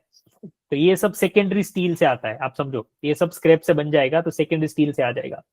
यहां पर हम क्या समझने की कोशिश कर रहे हैं पिछले कुछ मिनटों से कि मोनोलिथिक का बिजनेस कब बढ़ेगा। मोनोलिथिक जो चीज बनाती है वो कहां पर यूज होती है, तो भाई फर्नेस में यूज होती है। फर्नेस में ये कौन सा फर्नेस है, ये है इंडक्शन फर्नेस। अभी इंडक्शन फर्नेस का काम क्या होता है, तो स्टील को पिघालना, ये काम है। अभी इंडक्शन फर्नेस से प्राइमरी स्टील नहीं बन पाएगा, इंडक्शन फर्नेस से सेकेंडरी स्टील ही बनेगा। प्राइमरी स्टील बनाने के लिए ब्लास्ट फर्नेस चाहिए और वो अलग तरीके का होता है। ब्लास्ट फर्नेस के अंदर भी ये वाला काम तो होता ही होता है, अंदर का जो लेयरिंग करना है ना, यहाँ पर हम रैमिंग मास का पाउडर लगा रहे हैं। तो प्राइमरी स्टील में जो ब्लास्ट फर्नेस होता है उसमें हम ईंटें लगाएंगे, ईंटें, ब्रिक्स होती है, ब्रिक्स। देखो हमने ये उसमें लिया था, हमने जब रिफ्रैक्टरी के कुछ स्टॉक्स देखे थे तब हमने रिफ्रैक्टरी ब्रिक्स को देखा था। इस तरीके की ब्रिक्स होती है ये ब्रिक्स का लेयरिंग होता है और उसके अंदर फिर ये देखो इस तरीके का लेयरिंग होता है और उसके अंदर फिर आयरन के पत्थरों को पिघाल के उसमें से प्राइमरी स्टील बनाया जाता है। तो ये इसका काम भी वही है, ये जो ब्रिक्स है ना, इसका काम भी वही है कि टेम्परेचर को अंदर लाना, पर बाहर जहां से टेम्परेचर आ रहा है, राइट, कोयल बाहर मान लो कोयल है, या बाहर मान लो कि और कुछ कोयला जला रहे हैं, है ना, तो कुछ भी है, तो अंदर के स्टील को बाहर के एनर्जी सोर्स के साथ मैच ना हो जाए, मिक्स ना हो जाए, उसके लिए मटेरियल लगाया जाता है। ठीक है, तो हम अभी ये समझ रहे हैं कि मोनोलिथिक की डिमांड कब बढ़ेगी। स्टॉक जो भी बिजनेस सेगमेंट में, वो बिजनेस सेगमेंट कैसे ग्रो करेगा कि जब कंपनी जो चीज बना रही है वो चीज के बायर्स, वो चीज के क्लाइंट आने वाले सालों में बढ़े। वो क्लाइंट आने वाले सालों में कब बढ़ेंगे कि अगर सेकेंडरी स्टील की डिमांड बढ़े। सेकेंडरी स्टील की डिमांड कहां से आती है, तो टीएमटी बार्स, एंगल्स, चैनल्स और भी बहुत सारे एप्लीकेशंस होंगे। हमारे घर के बाहर बालकनी की जो रेलिंग होती है ना, या तो अपने घर के अंदर इंटीरियर में भी कोई डेकोरेटिव रेलिंग होती है स्टील की, तो वो सब चीजें सेकेंडरी स्टील से बन जाएगी, स्क्रैप से बन जाएगी। ठीक है, तो इंडिया की बहुत बड़ी डिमांड जो है वो यहाँ पर छुपी हुई है। जैसे इंडिया ग्रो करेगा तो यहाँ पर से डिमांड आएगी, तो सेकेंडरी स्टील की डिमांड भी बढ़ेगी। अभी मान लो कि पूरे स्टील में करीबन मान लो 32% स्टील जो है, यहाँ पर हमने लिखा था करीबन 32% स्टील जो है वो 38% स्टील सेकेंडरी है। हो सकता है कि आने वाले सालों में ये नंबर बढ़ जाए। हो सकता है कि आने वाले सालों में इंडिया और स्क्रैप को बाहर से इंपोर्ट करे और वहां से फिर सेकेंडरी स्टील के प्लेयर्स इसको पिघाल के फिर उसमें से और चीजें बनाए। हो सकता है आने वाले टाइम में। तो जब सेकेंडरी स्टील की डिमांड बढ़ेगी तो स्टील की फर्नेस की डिमांड बढ़ेगी, और फर्नेस की डिमांड बढ़ेगी, कहाँ गई फर्नेस, हाँ ये रही। फर्नेस की डिमांड बढ़ेगी तो फर्नेस के अंदर लगने वाला रामिंग मास की डिमांड बढ़ेगी, क्योंकि आपने थोड़ी देर पहले ही देखा था कि रामिंग मास एक बार लगाने के बाद वो कायम वहां पर चिपका हुआ नहीं रहता है। रामिंग मास अगर प्री मिक्स्ड रामिंग मास हुआ तो हर महीने में एक बार तो वो नया लगाना ही पड़ेगा, और सिलिका या क्वार्ट्ज रामिंग मास हुआ तो 7 दिन 15 दिन में एक बार लगाना पड़ेगा। तो ये वो वाली चीज है कि आज आप डीमार्ट गए, आज आपने बिस्किट का पैकेट खरीदा, सुबह आप चाय के साथ खाते हो, तो आज आपने अगर पार्ले का बिस्किट खरीदा तो आप कुछ दिन बाद वापस पार्ले का बिस्किट खरीदोगे। तो एक रिकरिंग डिमांड है, ये डिमांड कंटिन्यूस चालू रहेगी, कंजम्पशन कंटिन्यूस चालू रहेगा। ये ऐसा नहीं है कि एक बार लगाया इस साल दर साल उसकी जरूरत नहीं पड़ेगी लगाने की। अगर ऐसा होता तो ये बिजनेस में हम शायद उतना इंटरेस्ट नहीं लेते, क्योंकि वो फिर वो बिजनेस को एक रिपीट बिजनेस नहीं मिलता। आप समझ रहे हो, मोनोलिथिक को रिपीटेटिव बिजनेस कब मिलता रहेगा। मोनोलिथिक ने जो पाउडर बनाया, वो पाउडर को लगातार थोड़े थोड़े दिनों में खरीदने वाला खरीदार कब मिलेगा, कि जब खरीदार को उसकी जरूरत हर थोड़े थोड़े दिन पे पड़ेगी तो। और ये जो लेयरिंग है उसकी वजह से ही पूरा स्टील प्लांट चलता है। अगर रामिंग मास का लिए लेयरिंग नहीं होता तो ये फर्नेस काम करना बंद कर देगी और स्टील प्लांट बंद हो जाएगा। इसीलिए ये वो चीज है कि आप आज रेलवे स्टॉक की बात करो, और रेलवे स्टॉक में जो रेलवे ट्रैक बनाने वाली कंपनी है या तो रेलवे के डब्बे बनाने वाली कंपनी है, अगर वो कंपनी बंद हो जाए तो पूरे रेलवे बिजनेस बंद हो जाएगा। ये ऐसी बात हो गई। ये सेकेंडरी स्टील बनाने वाली जो भी कंपनीज है उसके लिए रामिंग मास एक ऑक्सीजन का काम करती है। समझ में आ रही चीज? Yes sir. Okay, yes sir. तो आने वाले टाइम में India infrastructure wise proper grow करने वाला है। जैसे ग्रो करेगा तो सभी घरों में, इंटीरियर्स में, एक्सटीरियर में, जहां जहां भी टीएमटी बार्स की जरूरत पड़ी, एंगल्स की जरूरत पड़ेगी, वहां पर सेकेंडरी स्टील की उतनी ही डिमांड बढ़ेगी। ठीक है, ओके। अभी देखो, रामिंग मास का 90% यूज सिर्फ सेकेंडरी स्टील प्लांट में होता है, 90%। ओके, प्राइमरी स्टील प्लांट में रामिंग मास ऑलमोस्ट जीरो यूज होता है, राइट। हो सकता है कि कहीं कहीं थोड़ा थोड़ा होता हो, पर 90% कहाँ यूज होता है? सेकेंडरी स्टील प्लांट में। तो आपको हमेशा ही वो न्यूज पे ध्यान रखना है कि इंडिया का ग्रोथ कैसे हो रहा है। अगर आप स्टील से जुड़े हुए कोई भी न्यूज आर्टिकल रीड करते हो तो आपको ये देखना है कि वक्त के साथ साथ सेकेंडरी स्टील की डिमांड कैसे बढ़ेगी। अगर सेकेंडरी स्टील की डिमांड बढ़ी तो रामिंग मास की डिमांड बढ़ेगी, और रामिंग मास की डिमांड बढ़ी तो रामिंग मास बनाने वाली कंपनियों की डिमांड बढ़ेगी।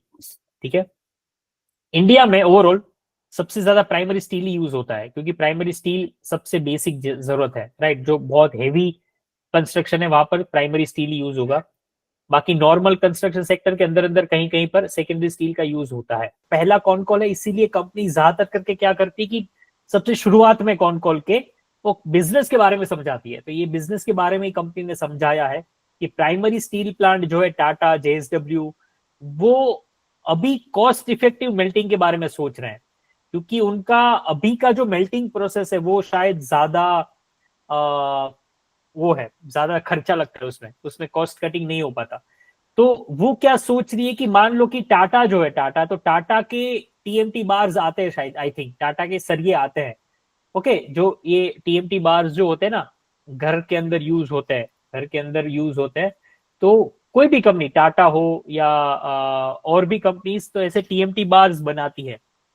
ओके, तो उसमें वो लोग सोच रहे कि अपने बड़े प्लांट के अंदर भी अगर छोटी छोटी कहीं पर सेकेंडरी रूट का यूज हो सके, मतलब ये वाले फर्नेस का अगर यूज हो सके तो वो करें, ऐसा वो लोग प्लान कर रहे हैं। इसलिए ये लोग भी, बड़े बड़े कंपनीज भी है, वो भी सेकेंडरी रूट को यूज करने का कोशिश कर रहे हैं। और जब भी वो सेकेंडरी स्टील बनाने की ट्राई करेगी तब तक उनको रामिंग मास की जरूरत पड़ेगी। इसीलिए फ्यूचर में भी सेकेंडरी सेक्टर और इंपॉर्टेंट हो जाएगा। ये मेरे शब्द नहीं, ये प्रमोटर का कहना है। कंपनी ने जब शुरुआत करी थी 2018-19 में, कंपनी ने मार्केट में एंट्री करी थी, रामिंग मास के मार्केट में एंट्री करी थी 2018-19 में। उस टाइम क्या सीन था रामिंग मास का कि 95% ऑफ रामिंग मास था ना, जो टोटल रामिंग मास जो है उसका 95% रामिंग मास नॉन प्रीमिक्स था। नॉन प्रीमिक्स मतलब क्या? तो सबसे पहले वाले दो हमने देखे थे चीजें, 3 तरीके के रामिंग मास होते हैं, क्वार्ट्ज रामिंग मास, सिलिका रामिंग मास और प्रीमिक्स रामिंग मास।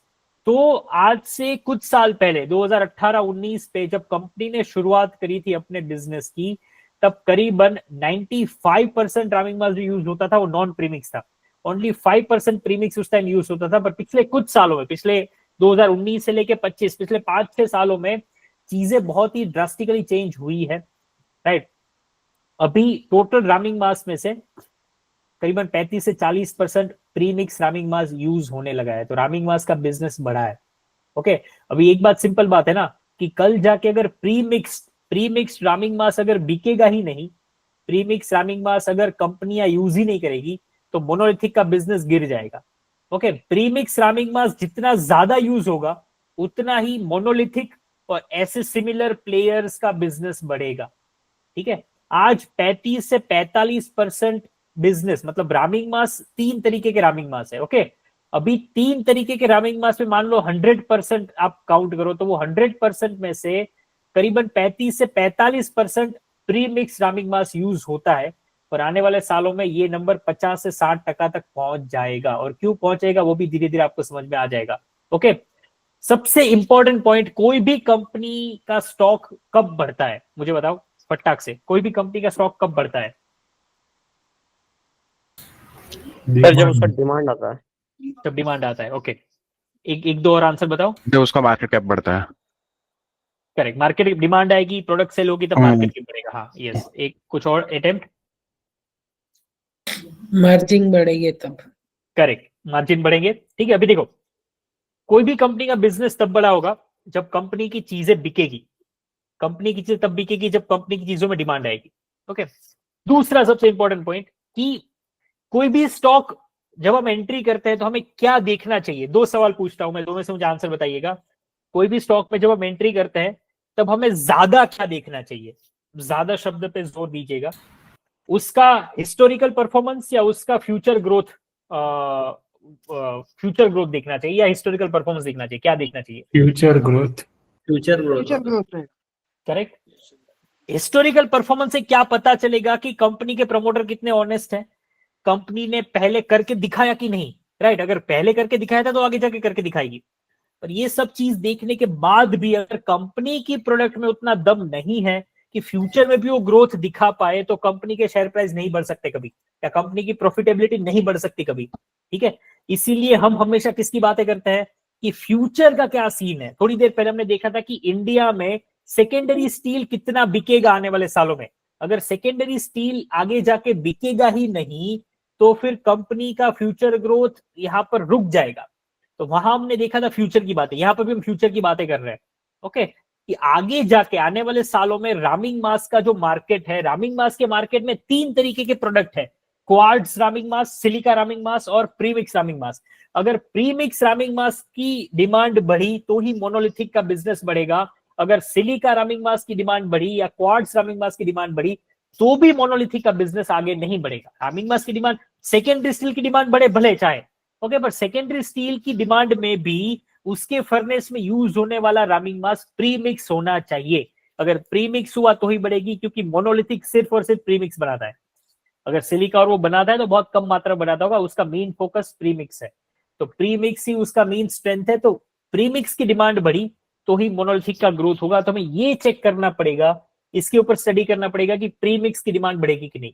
तो यहां पर लिखा है कि अभी 35 से 45% जितना टोटल रामिंग मास में प्रीमिक्स का मार्केट शेयर है, वो 50 से 60% तक जाने की उम्मीद है। और वक्त के साथ साथ ऐसा होने लगे कि ये नंबर बहुत बड़ा बन जाए, क्वार्ट्ज रामिंग मास बिल्कुल बंद हो जाए, ऐसा भी होगा, हो सकता है आगे जाके। ठीक है, और वो भी क्यों हो सकता है वो भी मैं धीरे धीरे थोड़ी देर में बताता हूं, पता चल जाएगा आपको। ओके, ठीक है। अभी देखो, क्वेश्चन नंबर 2 था, इंडिया में टोटल स्टील का प्रोडक्शन 170 टू 180 मिलियन टन होता है। ओके, 1 टन स्टील बनाने के लिए, 1 टन मतलब 1000 किलो, 1 टन स्टील बनाने के लिए 25 से 30 किलोग्राम रामिंग मास लगता है। ये सब नंबर्स, ये आपको पीडीएफ भी काम आएगी आगे चल के, और आपको कैलकुलेशन के लिए बहुत हेल्प करेंगे कि भाई स्टील कितना बनेगा तो उसके अंदर कितना रामिंग मास चाहिए, राइट? अगर कल जाके आप न्यूज़पेपर में रीड करते हो कि सब स्टील वाले प्लेयर्स ने, सेकेंडरी स्टील वाले प्लेयर्स ने अपनी कैपेसिटी इतने टन से बढ़ाने का निर्णय लिया है या प्लानिंग कर रही है, कैपेक्स कर रही है, तो वहां से आपको एक अंदाजा आ जाएगा कि मान लो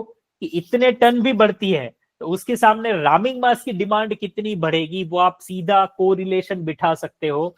1 टन स्टील बनाने के लिए 25 से 30 किलोग्राम रामिंग मास लगता है। ओके, इंडिया का करंट रामिंग मास इंडस्ट्री जो है वो 3.5 लाख टन पर मंथ है। एक महीने में करीबन 3.5 लाख टन रामिंग मास की जरूरत पड़ती है। ओके, फ्यूचर में ये 4 से 4.5 लाख टन तक जा सकता है। अभी देखो, अभी का ये मोनोलिथिक की बात हो रही है। अभी कंपनी की ओवरऑल कैपेसिटी यूटिलाइजेशन जो है ना, कंपनी के प्लांट की जो भी टोटल कैपेसिटी होगी उसमें से यूटिलाइजेशन 80 टू 90% है, मतलब बहुत अच्छा यूटिलाइजेशन ऑलरेडी हो रहा है। कंपनी का अभी का जो सेलिंग प्राइस है 7.5 से 8 रुपए पर किलोग्राम है। ये जो थैली होती है ना, ये रामिंग मास की जो थैली है 50 किलो की थैली है, 50 किलो की, 1 किलो का दाम इतना है, 7.5 से 8 रुपए कंपनी का एवरेज सेलिंग प्राइस। ओके, रामिंग मास का प्राइस जो है और ज्यादा बढ़ सकता है। अभी हो सकता है कि कंपटीशन की वजह से ये रखा है, पर रामिंग मास का प्राइस ऊपर हमने देखा था कि रामिंग मास का प्राइस 10 से 18 रुपए के बीच में भी हो सकता है, मतलब 18 रुपए तक जा सकता है। अभी इनका एवरेज प्राइस 7.5 से 8 रुपए है। हो सकता है कि आने वाले टाइम में प्राइस इसका बढ़े, मतलब ये ज्यादा प्राइस चार्ज करना शुरू कर सकते हैं। ओके, ये कौन कॉल से उठाया हुआ सब डेटा है, कौन कॉल में प्रमोटर नहीं बोला ये चीजें। ओके, अभी देखो, ये 1 2 3 4 अलग अलग क्वेश्चन है जो किसी ने क्वेश्चन पूछे होते हैं। अभी किसी ने सवाल पूछा कि पीयर कंपनी 200 करोड़ कमा रही है तो आपका टारगेट क्या है। तो मैंने गूगल को पूछा था कि कौन सी पीयर कंपनी हो सकती है, तो 2-3 पीयर कंपनीज है। तो हो सकता है कि ये पीयर कंपनी ये भी हो, राघव प्रोडक्टिविटी एनहेंसर, जिसके बारे में अभी नितिन जी ने आई थिंक बताया। देखो, ये 200 करोड़ कमाती है, क्योंकि सबसे इसके 3-4 कॉम्पिटिटर है, पर इसका सबसे नजदीकी वाला जो कॉम्पिटिटर है वो ये है राघव प्रोडक्टिविटी। ये 200 करोड़ रुपए कमा रही है। तो कंपनी, और ये इसके सामने मोनोलिथिक कितना कमाती है? मोनोलिथिक का जो एनुअल रेवेन्यू है 2025 का वो 100 करोड़ ही था, 97 करोड़। ओके, तो किसी ने सवाल पूछा है कि आपकी पीयर कंपनी जो है वो 200 करोड़ कमा रही है, तो आपका क्या टारगेट है? ओके, डायरेक्टली किसी ने रेवेन्यू गाइडेंस पूछ लिया। तो इन्होंने ये जवाब दिया था कि इनका एक प्लान है। इन्होंने क्या किया, अभी कुछ दिन पहले एक चीज अनाउंस करी 13 नवंबर को। 13 नवंबर को इन्होंने अनाउंस किया। 13 नवंबर को इन्होंने क्या अनाउंस किया, इसका टाइटल पढ़ते हैं। इन्होंने अनाउंस किया, देखो, कि ये लोग अपनी एक सब्सिडियरी का एक्विजिशन कर रहे हैं। क्या कर रहे हैं ये लोग, देखो, acquisition of 4,50,000 equity shares of mineral India global private limited. Mineral India global private limited. Okay, अभी मैं अगर यहां पर गूगल करूंगा ना, मोनोलिथिक रामिंग मास, और मैं इमेजेस पे जाऊंगा, और यहां पर जो थैली दिखेगी ना, थैली रामिंग मास की, ये थैली के ऊपर रीड करने की ट्राई करो। उसकी वेबसाइट ही खुल गई। थैली के ऊपर रीड करने की ट्राई करो। यहाँ क्या लिखा है, mineral group of companies, mineral group of companies. तो ये उनकी कोई सब्सिडियरी होगी। तो इन्होंने अभी अनाउंस किया कि वो सब्सिडियरी को अभी खुद के अंदर शामिल कर देंगे। खुद के अंदर, अभी तक ये सब्सिडियरी का रेवेन्यू उसके अंदर नहीं दिखता होगा, तो अभी मर्ज करने का प्लान बनाया है इन लोगों ने। तो इन्होंने क्या बोला है कि यही साल में ये सब्सिडियरी जो है ना, मिनरल इंडिया प्राइवेट लिमिटेड, ये मर्ज हो जाएगी मोनोलिथिक के अंदर। तो जब सब्सिडियरी या कोई भी कंपनी मर्ज होती है, तो उसके बाद वो कंपनी भी जो कमाती थी ना, उसका रेवेन्यू भी किस पे दिखने लगेगा, मोनोलिथिक में दिखने लगेगा। ओके, तो अभी दोनों बिजनेस का अगर कंबाइन करो, मोनोलिथिक का बिजनेस और मिनरल इंडिया का बिजनेस, दोनों बिजनेस का अगर रेवेन्यू कंबाइन करो, तो अभी ऑलरेडी 160 करोड़ हो जाता है। मतलब ये क्या दिखाता है कि अभी यहां पर जो 97 करोड़ आपको दिख रहा है ना, 97 करोड़, ये अगले साल में ऑलरेडी 160 करोड़ तो दिखने ही वाला है, क्योंकि ये सब्सिडियरी ऐड हो जाएगी, मर्ज हो जाएगी उसके बाद। आप समझ रहे हो? तो बिना कोई कैपेक्स किए भी, कैपेसिटी एक्सपांशन किए बिना भी 160 करोड़ का रेवेन्यू तो अपने आप दिख रहा है। और उसके अलावा भी एक्स्ट्रा में भी एक्सपांशन के प्रोजेक्ट चल रहे हैं। तो आने वाले सालों में बहुत अच्छे से रेवेन्यू फास्ट ग्रो करेगा। यहाँ पर जो आपको नंबर्स दिख रहे हैं, आने वाले सालों में बहुत फास्ट ग्रो करेगा। तो ये जवाब मिल गया। यहाँ तक किसको डाउट हो तो बताओ। 3 क्वेश्चन हुए, आगे देखते हैं। यहाँ तक कोई डाउट है? नहीं सर, नो सर, क्लियर। अभी देखो, कंपनी का करंट कैपेसिटी जो है ना, उसके हिसाब से आपका रेवेन्यू टारगेट क्या है। किसी ने सवाल पूछा है कि कंपनी का रेवेन्यू टारगेट क्या है। ओके, देखो, बहुत इंटरेस्टिंग यहाँ पर कैलकुलेशन किया है मैंने। देखो, कंपनी 140 से 160 करोड़ रेवेन्यू अचीव कर सकती है आने वाले टाइम में। ये हो सकता है कि 2026 का ही दिया हो, और पैट 22 से 24 करोड़ का हो सकता है। ओके, ये इंडस्ट्री में एंट्री बैरियर क्या है? ये इंडस्ट्री, देखो, कोई भी इंडस्ट्री में एंट्री बैरियर होना बहुत जरूरी है, क्योंकि वो कंपनी को मोट देता है। मान लो आज मैं ऐसी चीज बना रहा हूं कि वो चीज बनाना बहुत आसान है, वो चीज बनाने में कोई मुश्किल बात नहीं है, ठीक है, तो मेरा बिजनेस सेफ नहीं है। आज मान लो कि मैं जो चीज बना रहा हूं, कल जाके कोई बिजनेस आसानी से आके वो सेम चीज बनाने लगा, तो मेरा एक कॉम्पिटिटर खड़ा हो जाएगा, तो मेरा बिजनेस बिल्कुल सेफ नहीं है। तो कोई भी बिजनेस में, स्टॉक मार्केट में भी या ओवरऑल भी, पैसे लगाने से पहले ये चेक कर लिया करो कि एंट्री बैरियर होना ही चाहिए। एंट्री बैरियर है अगर, तो वो स्टॉक की प्रॉफिटेबिलिटी कुछ साल तक तो एटलीस्ट सेफ हो जाती है। अभी देखो, इसमें एंट्री बैरियर क्यों है? अभी देखो, स्टील का जो फर्नेस होता है ना, ये फर्नेस जो भी हमने देखा था, ये जो फर्नेस होता है, ये बहुत क्रिटिकल चीज है। ओके, इसमें अगर लाइनिंग फेल हो जाए, इसके अंदर जो भी एक लेयर करा है हमने, वो लेयर अगर फेल हो जाए, तो क्या हो सकता है? ब्लास्ट हो सकता है, इंजरी हो सकती है, कोई भी एक्सीडेंट हो सकता है। क्यों एक्सीडेंट हो सकता है? क्योंकि ये लाइनिंग अगर टूट जाए, तो बाहर कॉइल है, कॉइल में पावर सप्लाई हो रहा है, यहाँ पर स्टील है अंदर, तो हो सकता है कि स्टील का कॉइल के साथ कांटेक्ट हो जाए, और उसके चलते कुछ भी चीज होती है, ब्लास्ट हो जाए, आग लग सकती है, कोई भी एक्सीडेंट हो सकता है।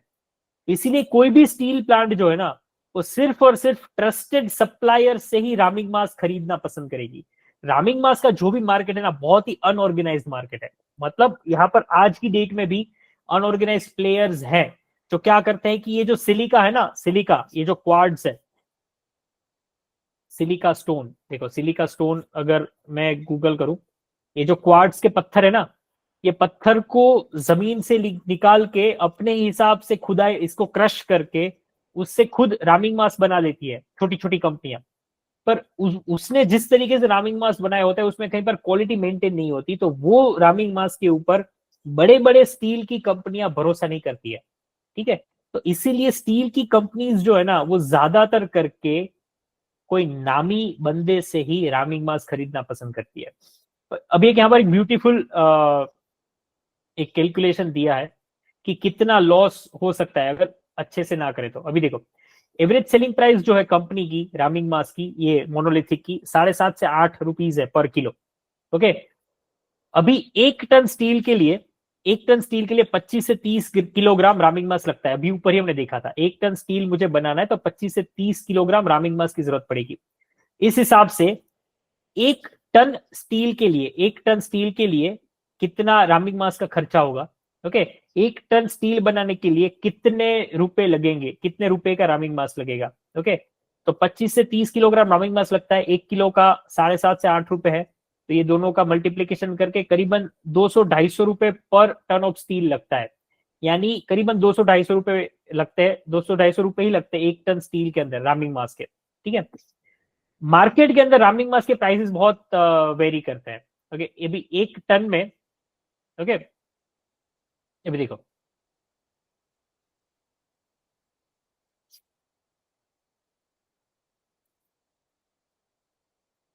हमेशा ये कर लिया करो, इस तरह की चीजें होती है ना, रामिंग मास इंडिया मार्ट कर लो तो आपको पता चल जाएगा कि अच्छा रामिंग मास ऐसा भी होता है।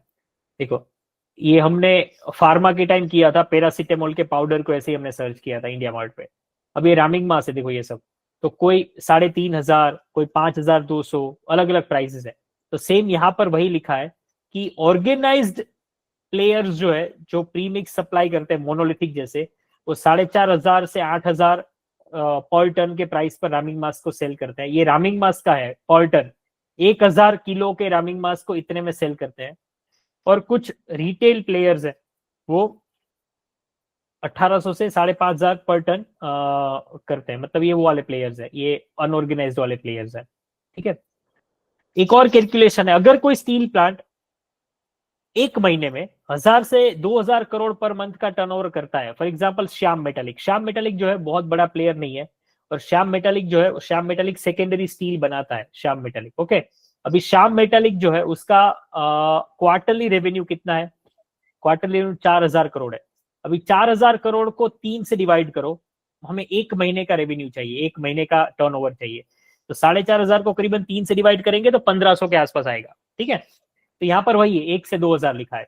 तो एक स्टील प्लांट का एक महीने का रेवेन्यू जो होता है, एक महीने का जो टर्नओवर होता है वो 1,000 से 2,000 करोड़ होता है। ओके, अभी रामिंग मास कितना इंपॉर्टेंट है वो यहां पर हमें पता चल जाएगा। एक स्टील का प्लांट जो होता है वो मान लो कि एक महीने में 1,000 से 2,000 करोड़ रुपए कमाता है, और अगर उसकी लाइनिंग फेल हो गई, फर्नेस के अंदर लगी हुई लाइनिंग अगर फेल हो गई, तो लाइनिंग फेल होने के बाद प्लांट जो है 15 से 20 दिन तक बंद हो जाएगा, क्योंकि लाइनिंग को ठीक करने में इतना टाइम लग जाएगा। अगर लाइनिंग फेल हो गई तो और भी चीजें खराब हो जाएगी, और वो ठीक करने से 15 से 20 दिन प्लांट बंद हो जाएगा। और अगर ये प्लांट बंद हुआ तो आप समझो कि एक दिन का अगर 1,000 करोड़ का भी प्रॉफिट है, 1,500 करोड़ का प्रॉफिट है, तो 15 दिन का आप समझ लो कितना लॉस हो जाएगा इनको। ठीक है, यहाँ क्या लिखा है उन्होंने, ये प्रमोटर के शब्द है, ये प्रमोटर ने बताया कि उनका पूरे साल का प्रॉफिट डूब सकता है। श्याम मेटालिक का पूरे साल का प्रॉफिट में देखूं, श्याम मेटालिक का ईयरली प्रॉफिट देखो 900 करोड़ रुपए, करीबन 1,000 करोड़ पकड़ लो आप, तो पूरे साल का ही प्रॉफिट 1,000 करोड़ है, पूरे साल का प्रॉफिट 1,000 करोड़ है। अगर एक महीने में 1,500 करोड़ कमाती है, 2,000 करोड़ कमाती है एक महीने में, तो 15 दिन अगर प्लांट बंद रहा तो 1,000 करोड़ का लॉस यहीं पर हो जाएगा। मतलब पूरे साल में जो वो कमाती है ना, वो सिर्फ 15 दिन में जीरो हो जाएंगे। तो इसीलिए रामिंग मास क्यों इंपॉर्टेंट है वो यहां पर समझ में आता है, क्योंकि रामिंग मास ऐसे प्लेयर से खरीदना कि जो ट्रस्टवर्दी प्लेयर हो, जिसको कई सालों का एक्सपीरियंस हो, जिनकी प्रोडक्ट टेस्टेड हो, ताकि उसको अगर हम अपने स्टील प्लांट में फर्नेस के अंदर लगाएंगे तो फर्नेस की सेफ्टी भी बनी रहेगी। इसीलिए जितने भी बड़े स्टील प्लांट, मतलब नामी जितने भी स्टील प्लांट है, वो सभी कोई रिस्क लेना नहीं चाहता, इसीलिए वो नॉन रामिंग मास प्लेयर से ही खरीदते हैं। ठीक है, दूसरी बात, सबसे बड़ा एंट्री बैरियर। रामिंग मास की कंपनी को मिनिमम 5 से 10 साल का टाइम लगता है एक अपने आप का रिकॉर्ड प्रूव करने के लिए। ऐसा नहीं कि आप और हम मिलके इसकी फैक्ट्री तो डाल दी पर हम सेल करने लगाएंगे तो कोई हमसे खरीदेगा नहीं, खरीदेगा। क्योंकि अगर किसी की रामिंग मास प्रोडक्ट को कई सारे साल तक अगर टेस्टिंग कर लेते हैं, रियल में अगर टेस्टिंग हो जाता है तो उसका एक ट्रैक रिकॉर्ड बन जाता है। तो इसका बहुत पुराना है। मोनोलिथिक की जो ब्रांड है वो 6 साल में नहीं बनी है। मोनोलिथिक का ओवरऑल एक्सपीरियंस 15 से 20 साल का एक्सपीरियंस है, क्योंकि इनके जो ऑनर है इन्होंने काम रामिंग मास का 2018-19 में ही चालू किया था, और उसके पहले इनके ऑनर्स ऑलरेडी ये बिजनेस में थे जो इनडायरेक्टली थे। तो उनको ओवरऑल एक्सपीरियंस इनका 15 से 20 सालों का है। और 2018 के बाद तो पिछले 6 सालों से तो एटलीस्ट इनके प्रोडक्ट यूज करते हुए आ रहे हैं स्टील के बिजनेस। ठीक है, तो यहाँ पर एंट्री बैरियर कोई भी कंपनी ऐसे रेंडमली रामिंग मास नहीं बना पाएगी। वो बनाएगी तो उनका बिकेगा नहीं। ठीक है, ये सब एंट्री बैरियर्स हैं, और एंट्री बैरियर्स बहुत इंपॉर्टेंट होते हैं क्योंकि एंट्री बैरियर होंगे तभी जाके ये स्टॉक को बिजनेस मिलता रहेगा, इनके बिजनेस लूज नहीं होगा। दूसरी बात कि कोई भी लार्ज फर्नेस होती है, कोई भी बड़ा, अभी देखो श्याम मेटालिक है, श्याम मेटालिक इतना बड़ा रेवेन्यू करता है, साल का 15,000 करोड़ का रेवेन्यू करता है। इसकी जो कैपेसिटी है, अभी ये जो इंडिया का 6th लार्जेस्ट स्टील प्रोड्यूसर है ना, तो ये बहुत बड़े स्केल पे स्टील प्रोड्यूस करता है, ये मतलब मेल्ट करके बहुत बड़े स्केल पे स्टील प्रोड्यूस करता है। तो जो कोई भी लार्ज फर्नेस होते हैं, बड़े बड़े प्लेयर्स होते हैं, उनको कितना रामिंग मास चाहिए? उनको 2000 से 3000 बैग रामिंग मास चाहिए रोज का। उनको डेली 2000 से 3000 बैग, एक बैग में 50 किलो आता है, एक बैग में 50 किलो आता है, आप मल्टीप्लीकेशन कर लो, 2000 से 3000 बैग उनको डेली चाहिए। अभी कोई भी छोटा मोटा प्लेयर इस बिजनेस में मान लो एंट्री कर भी लेगा तो भी वो इतने बड़े स्केल पर कैपेसिटी नहीं डाल पाएगा, है ना, वो इतने बड़े स्केल पर कैपेसिटी नहीं डाल पाएगा। तो कोई भी बड़ा प्लेयर होगा वो किससे खरीदेगा रामिंग मास की? जिसकी कैपेसिटी भी उसके सामने बड़ी हो, क्योंकि वो सप्लाई भी कर पाएगा और अच्छी क्वालिटी का सप्लाई कर पाएगा। अगर कोई प्लांट 20,000 से 50,000 टन पर मंथ स्टील बनाता है तो उसको डेली 2000 से 3000 बैग रामिंग मास चाहिए। मोनोलिथिक की जो इंस्टॉल्ड कैपेसिटी है वो 1.5 लाख टन पर एनम की है, राइट। ये उससे कम है पर इसमें थोड़ा ऐड करके अभी बताया है। अभी लास्ट नंबर के हिसाब से 1,32,000 टन की कैपेसिटी थी, पर थोड़ा एक्सपांशन के बाद ये कैपेसिटी आई थिंक हो गई होगी अभी। ठीक है, 1.5 लाख टन की कैपेसिटी है, ये मस्त कैलकुलेशन है, देखिएगा आपको मजा आएगा। 1.5 लाख टन की कैपेसिटी है मोनोलिथिक की, इतना रामिंग मास ये बना सकता है। अभी एक बैग में, बैग मतलब ये एक बैग, कहाँ गई बैग, ये बैग, एक बैग में 50 किलो आता है। ओके, तो 1 टन मतलब 1000 किलो, तो 1 टन में कितनी बैग आएगी? 20 बैग बनेगी। 1 टन रामिंग मास बनाओगे अगर आप, तो उसमें इस तरीके की 20 बैग को आप भर पाओगे। ओके, तो हमें सिर्फ ये चाहिए कि अगर एक बड़े स्टील बनाने वाले श्याम मेटालिक जैसे बड़े प्लेयर को अगर रामिंग मास चाहिए तो उनको रोज की उनको 2-2 हजार थैली चाहिए रोज की। ओके, तो ये कितनी थैली बनाता है मोनोलिथिक? दिन की कितनी थैली बना सकता है ये हम कैलकुलेट कर रहे हैं। तो मोनोलिथिक की कैपेसिटी के हिसाब से वो एक साल में 31 लाख बैग बना सकता है, मतलब रोज की करीबन 8000 बैग बना सकता है वो, 8000 बैग बना सकता है वो रोज की।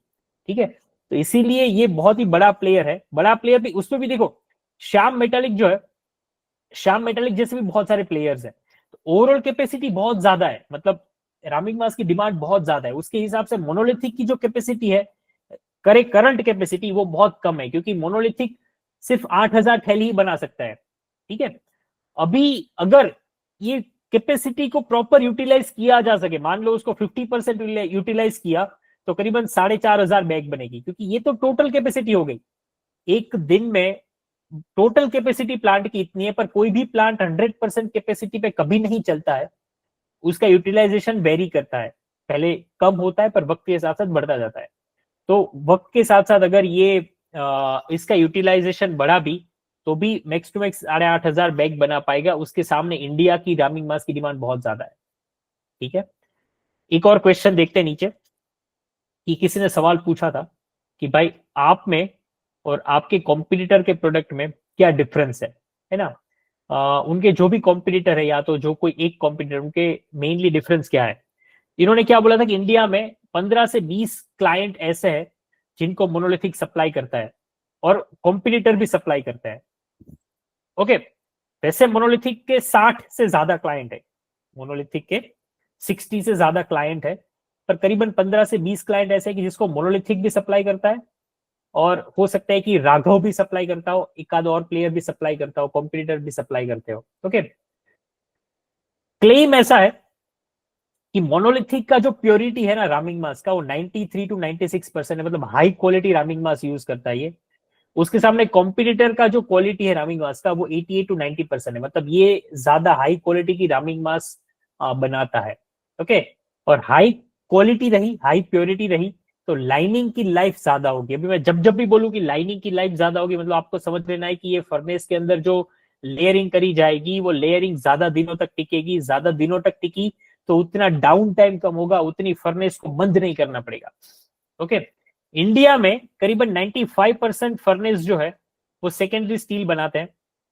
ओके, इसमें करीबन 90% प्लांट जो है मोनोलिथिक के एरिया में है।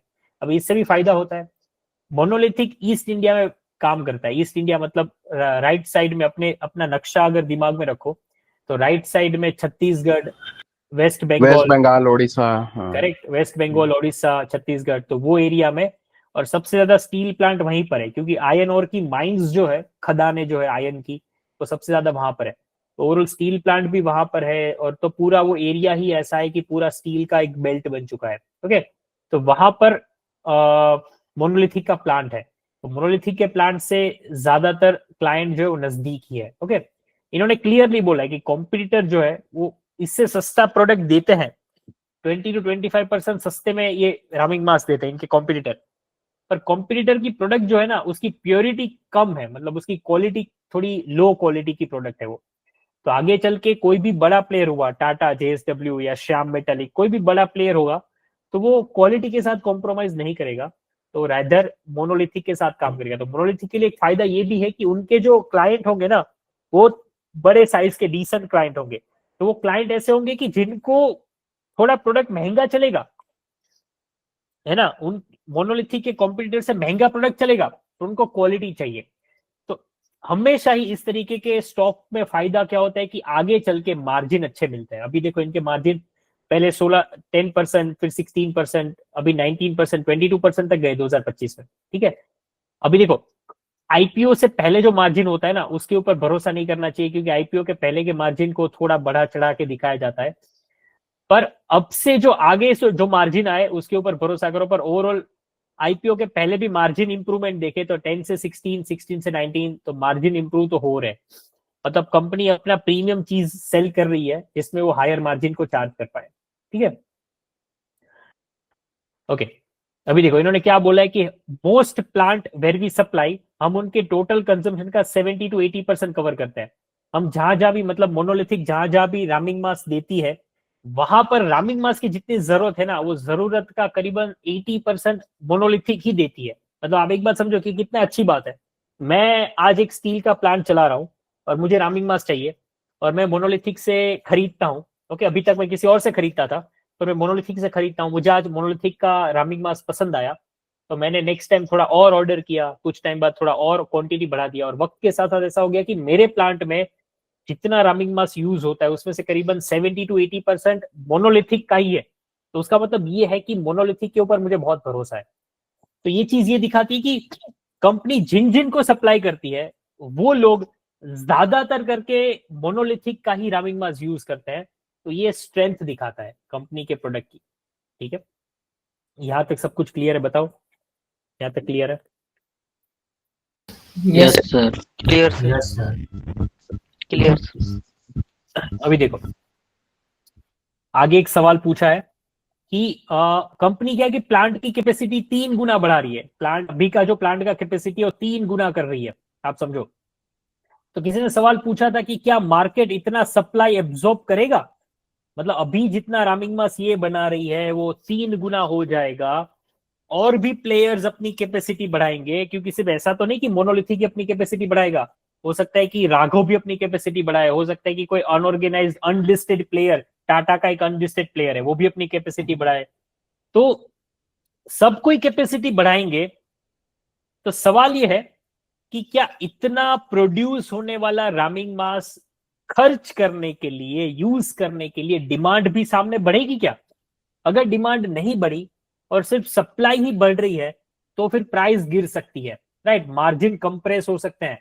तो इसके बारे में आपका क्या व्यू है? क्योंकि ये किसी ने सवाल पूछा था, इन्होंने क्या पूछा कि राइट नाउ हम लोग 10 to 15% मार्केट शेयर पर है, कंपटीटर 20, 25, 30% पर होगा, राइट, स्टिल 50% मार्केट है जो अनऑर्गेनाइज्ड प्लेयर के पास है। मतलब मैंने थोड़ी देर पहले बताया था कि यहाँ पर एक मेजोरिटी मार्केट जो अनऑर्गेनाइज्ड प्लेयर्स के पास है, छोटे मोटे प्लेयर जो अपने छोटे से प्लांट में एक छोटे लेवल पर रामिंग मास बनाता है और आसपास के सेकेंडरी स्टील वाले कंपनी को बेचता है। ओके, इन्होंने बोला कि अनऑर्गेनाइज सप्लायर जो भी है ना, वो क्वालिटी में और स्केल में दोनों में पीछे है। तो धीरे धीरे क्या होगा कि अनऑर्गेनाइज्ड मार्केट जो है ना, वो धीरे धीरे ऑर्गेनाइज्ड मार्केट में कन्वर्ट होता जाएगा। ठीक है, तो हम कैपेसिटी क्यों बढ़ा रहे हैं? क्योंकि आज मान लो कि कोई स्टील की कंपनी जो है वो एक अनऑर्गेनाइज्ड प्लेयर ए अनऑर्गेनाइज्ड प्लेयर है, अगर उससे रामिंग मास खरीदती है, और बी जो है वो मोनोलिथिक है। ओके, मोनोलिथिक अपनी कैपेसिटी बढ़ा रहा है, वक्त के साथ साथ क्या होगा कि ये बंदा जो है वो ये सोचेगा, ये स्टील का प्लांट वाला बंदा, कि भाई मुझे ये अनऑर्गेनाइज्ड प्लेयर से जो रामिंग मास मिलता है ना, उसमें मजा नहीं आ रहा है, क्वालिटी नहीं है, डाउन टाइम बहुत आ रहा है, फर्नेस बंद हो जा रही है, खराब हो जा रही है, तो मैं इससे खरीदता हूं। ओके, तो होगा क्या, वक्त के साथ साथ ए का बिजनेस बंद हो जाएगा और धीरे धीरे ए पूरा बंद ही हो जाएगा। इसीलिए अभी तक इंडिया में 50% मार्केट अनऑर्गेनाइज्ड है, वो धीरे धीरे ऑर्गेनाइज्ड प्लेयर के पास आ जाएगा, और ऑर्गेनाइज्ड प्लेयर ज्यादा नहीं है, 2 या 3 ही है। तो इसीलिए ओवरऑल मोनोलिथिक का मार्केट शेयर बढ़ने के पूरे चांस है, और अगर मार्केट शेयर बढ़ा तो अपने आप इसके पास डिमांड आएगी। तो ये जो अपनी कैपेसिटी को 3 गुना कर रहा है, तो वो कैपेसिटी में जो प्रोड्यूस किया जाएगा रामिंग मास, वो सब बिक भी जाएगा। ठीक है, दूसरी बात इन्होंने क्या बोला है कि 70 to 80% of our client capex कर रहे हैं। मतलब इनके जितने भी क्लाइंट हैं उसमें ज्यादातर क्लाइंट खुद अपनी कैपेसिटी बढ़ा रहे हैं। अभी आप एक बात समझो कि मैं आज एक स्टील का स्क्रैप खरीद कर, कहाँ गया स्क्रैप, स्टील का स्क्रैप खरीद कर, स्टील के स्क्रैप से मैं कुछ प्रोडक्ट बना रहा हूं। ठीक है, आज मेरा प्लांट का कैपेसिटी मान लो कि 10,000 टन है, मेरा कैपेसिटी है कि मैं 10,000 टन स्टील के स्क्रैप को पिघाल के उसमें से स्टील की प्रोडक्ट बना सकता हूं, और मैं आज 10,000 टन का मान लो 20,000 टन करूं मेरी कैपेसिटी, तो मुझे नेक्स्ट टाइम से डबल रामिंग मास चाहिए रहेगा कि नहीं, मुझे बताओ। जी सर, डबल चाहिए। करेक्ट। तो एक स्टील बनाने वाली कंपनी, स्टील की प्रोडक्ट बनाने वाली कंपनी अगर अपने आप अपनी कैपेसिटी बढ़ाएगी, तो उनकी कैपेसिटी बढ़ने के साथ साथ उनको जितने रामिंग मास की जरूरत है वो जरूरत भी बढ़ेगी। तो इनके जो एग्जिस्टिंग क्लाइंट है, जो ऑलरेडी इनके क्लाइंट्स हैं, उनको भी ज्यादा डिमांड रहेगी रामिंग मास की, तो वो तो इनसे ही खरीदेंगे ना, क्योंकि वो तो इतने सालों से इनसे खरीदते हुए आ रहे हैं। तो ये जो भी अपना कैपेक्स कर रहे हैं, जो भी कैपेसिटी बढ़ा रहे हैं, वो कैपेसिटी एब्जॉर्ब हो जाएगी वक्त के साथ साथ। ठीक है, और इनके जो कस्टमर रिटेंशन है, इनके कस्टमर रुकने के जो रेट्स हैं, कि आज कोई कंपनी ने इनसे रामिंग मास खरीदा तो वो कितने परसेंट चांस है कि नेक्स्ट टाइम भी खरीदेगी, उसके नेक्स्ट टाइम भी खरीदेगी। तो इनके कस्टमर्स मोस्टली 60 to 70% इनके पास टिके रहते हैं। ठीक है, तो ये भी बहुत पॉजिटिव पॉइंट है। तो यहां तक क्लियर है सब कुछ? क्वेश्चन नंबर 7 पर आगे बढ़ने से पहले यहां तक क्लियर है? Yes sir. Clear sir. अभी देखो, ओके, हाँ, नया कैपेक्स करेंगे, अपनी कैपेसिटी को 3 गुना करेंगे। ठीक है, कैसे कर पाएंगे? पुराने प्लांट पर क्यों करने की जरूरत पड़ रही है? पुराने प्लांट में जो कैपेसिटी थी वो लिमिटेड थी, 20,000 से 25,000 टन से ज्यादा नहीं बना सकते थे, और अगर कम कैपेसिटी होती है तो वहां पर ऑपरेशन कॉस्ट खर्चा ज्यादा लगता है, इबिडा मार्जिन गिर जाता है। ठीक है, प्लांट का लेआउट पुराना था। अभी नया प्लांट जो वो कर रहे 12 से 15 एकड़ का नया प्लांट है, तो यहाँ पर ऑपरेटिंग कॉस्ट काफी लोअर हो जाएगा, और ये पॉइंट बहुत इंपॉर्टेंट था, इसीलिए यहाँ पर हाईलाइट किया है कि 1% से ज्यादा मार्जिन एक्सपेंशन होगा। ओके, आगे आने वाले टाइम में 1% से ज्यादा मार्जिन एक्सपेंशन होगा। ओके, अभी मार्जिन ऑलरेडी अच्छा ही चल रहा है, 22% के मार्जिन पे काम कर रहे हैं लोग। वक्त के साथ साथ अगर 1% से भी मार्जिन बढ़ा इसकी वजह से और चीजों की वजह से ज्यादा मार्जिन बढ़ता और बढ़ेगा, अगर ये फैक्टर की वजह से 1% की भी बढ़ा तो भी मार्जिन बढ़ने की बात बहुत इंपॉर्टेंट बात है। ठीक है, दूसरा सवाल जो हम रेगुलर पूछते रहते हैं जब भी कोई कंपनी कैपेक्स करती है कि ये कैपेक्स में पैसा कहां से आएगा, जो भी कैपेक्स करने वाले वो कहां से पैसे लाएंगे, क्या डेट लेंगे, क्या नए शेयर्स को इश्यू करेंगे, क्या करेंगे। तो प्रोमोटर ने बोला है कि मोनोलिथिक जो है वो बिल्कुल डेट फ्री कंपनी है, सारा कैपेक्स जो आईपीओ के पैसे से ही हो रहा है। अभी इन्होंने जून मंथ में ही आईपीओ लॉन्च किया था। तो आईपीओ में क्या होता है कि आईपीओ में पैसे ही तो रेज करते हैं, आईपीओ और क्या है, आईपीओ में पैसे ही तो उठाते हैं। इन्होंने करीबन कितना रिजर्व दिखा रहा है, 100 करोड़ का रिजर्व दिखा रहा है और 22 करोड़ इक्विटी में पड़े हैं, तो करीबन इनके पास इतना फंड तो आईपीओ का आया होगा। ठीक है, तो अभी जो भी एक्सपांशन हो रहा है, जो भी कंपनी चल रही है वो आईपीओ के पैसे से चल रही है, जो भी कैपेक्स चल रहा है आईपीओ के पैसे से हो रहा है, और फ्यूचर में भी कोई डेट लेने का प्लान नहीं है। तो ये अच्छी बात है कि आप जब भी एक फ्यूचर एस्टिमेशन निकालोगे कंपनी के प्राइस का या ओवरऑल, तो आपको पता चलेगा कि भाई डेट का कोई इंक्रीमेंट नहीं होगा। और अभी जो डेट है कंपनी के पास, अभी कितनी है डेट, अभी तो डेट ही नहीं है, डेट फ्री है, तो अभी कोई डेट वो लगता ही नहीं है, इंटरेस्ट खर्चा ही नहीं लगता है। ओके, फिर वक्त के साथ साथ हम देखेंगे कि कैसे आगे चल के क्या करना है। इन्होंने क्या बोला है कि मार्केट में जैसा डिमांड होगा उस हिसाब से वो एक्सपेंड करेंगे, ज्यादा एक्सपेंड नहीं करेंगे। ऐसा नहीं कि आंख बंद करके एक्सपेंड कर दिया और फिर उतना डिमांड नहीं है। ओके, तो आप एक बात समझो कि यहाँ पर एक बहुत इंटरेस्टिंग चीज मेरे दिमाग में आई कि इन्होंने जब ये बोला ना, ये डबल इन्वर्टेड कोमा मैंने लिखा, ये प्रमोटर का बोला हुआ बात है। ओके, कि हम उतना ही एक्सपेंड करेंगे जितना कैपेसिटी मार्केट एब्जॉर्ब कर पाएगा, है ना। उसका मतलब ये 3 गुना कैपेसिटी कर रहे हैं, 3 गुना। उसका मतलब इनको कहीं ना कहीं पता है कि हम अगर 3 गुना भी बढ़ा देंगे अपना कैपेसिटी तो उतना तो मार्केट खरीदने के लिए तैयार बैठा है। ये बात समझ में आई, ये समझ में आया। Yes sir. जी सर, जी ओके, सर। अभी देखो दूसरी बात, एक और सवाल पूछा था कि क्या टॉप के कस्टमर्स जो है वो आपको छोड़ के जा सकते हैं, क्योंकि कस्टमर का रिस्क बहुत ज्यादा होता है। क्यों? क्योंकि इनका एक अच्छा खासा रेवेन्यू जो है ना, अच्छा खासा रेवेन्यू वो टॉप के कुछ कस्टमर से ही आता है, अच्छा खासा रेवेन्यू, ज्यादा रेवेन्यू। तो सवाल ये पूछा था कि क्या टॉप के कस्टमर आपको छोड़ के चले जाएंगे, अगर चले जाएंगे तो दिक्कत है ना। तो इन्होंने वही पूछा है कि हमारा कस्टमर रिटेंशन बहुत अच्छा है, हमारे टॉप के कस्टमर जनरली 7 to 80% माल उनको जो भी रामिंग मास चाहिए हमसे ही लेते हैं।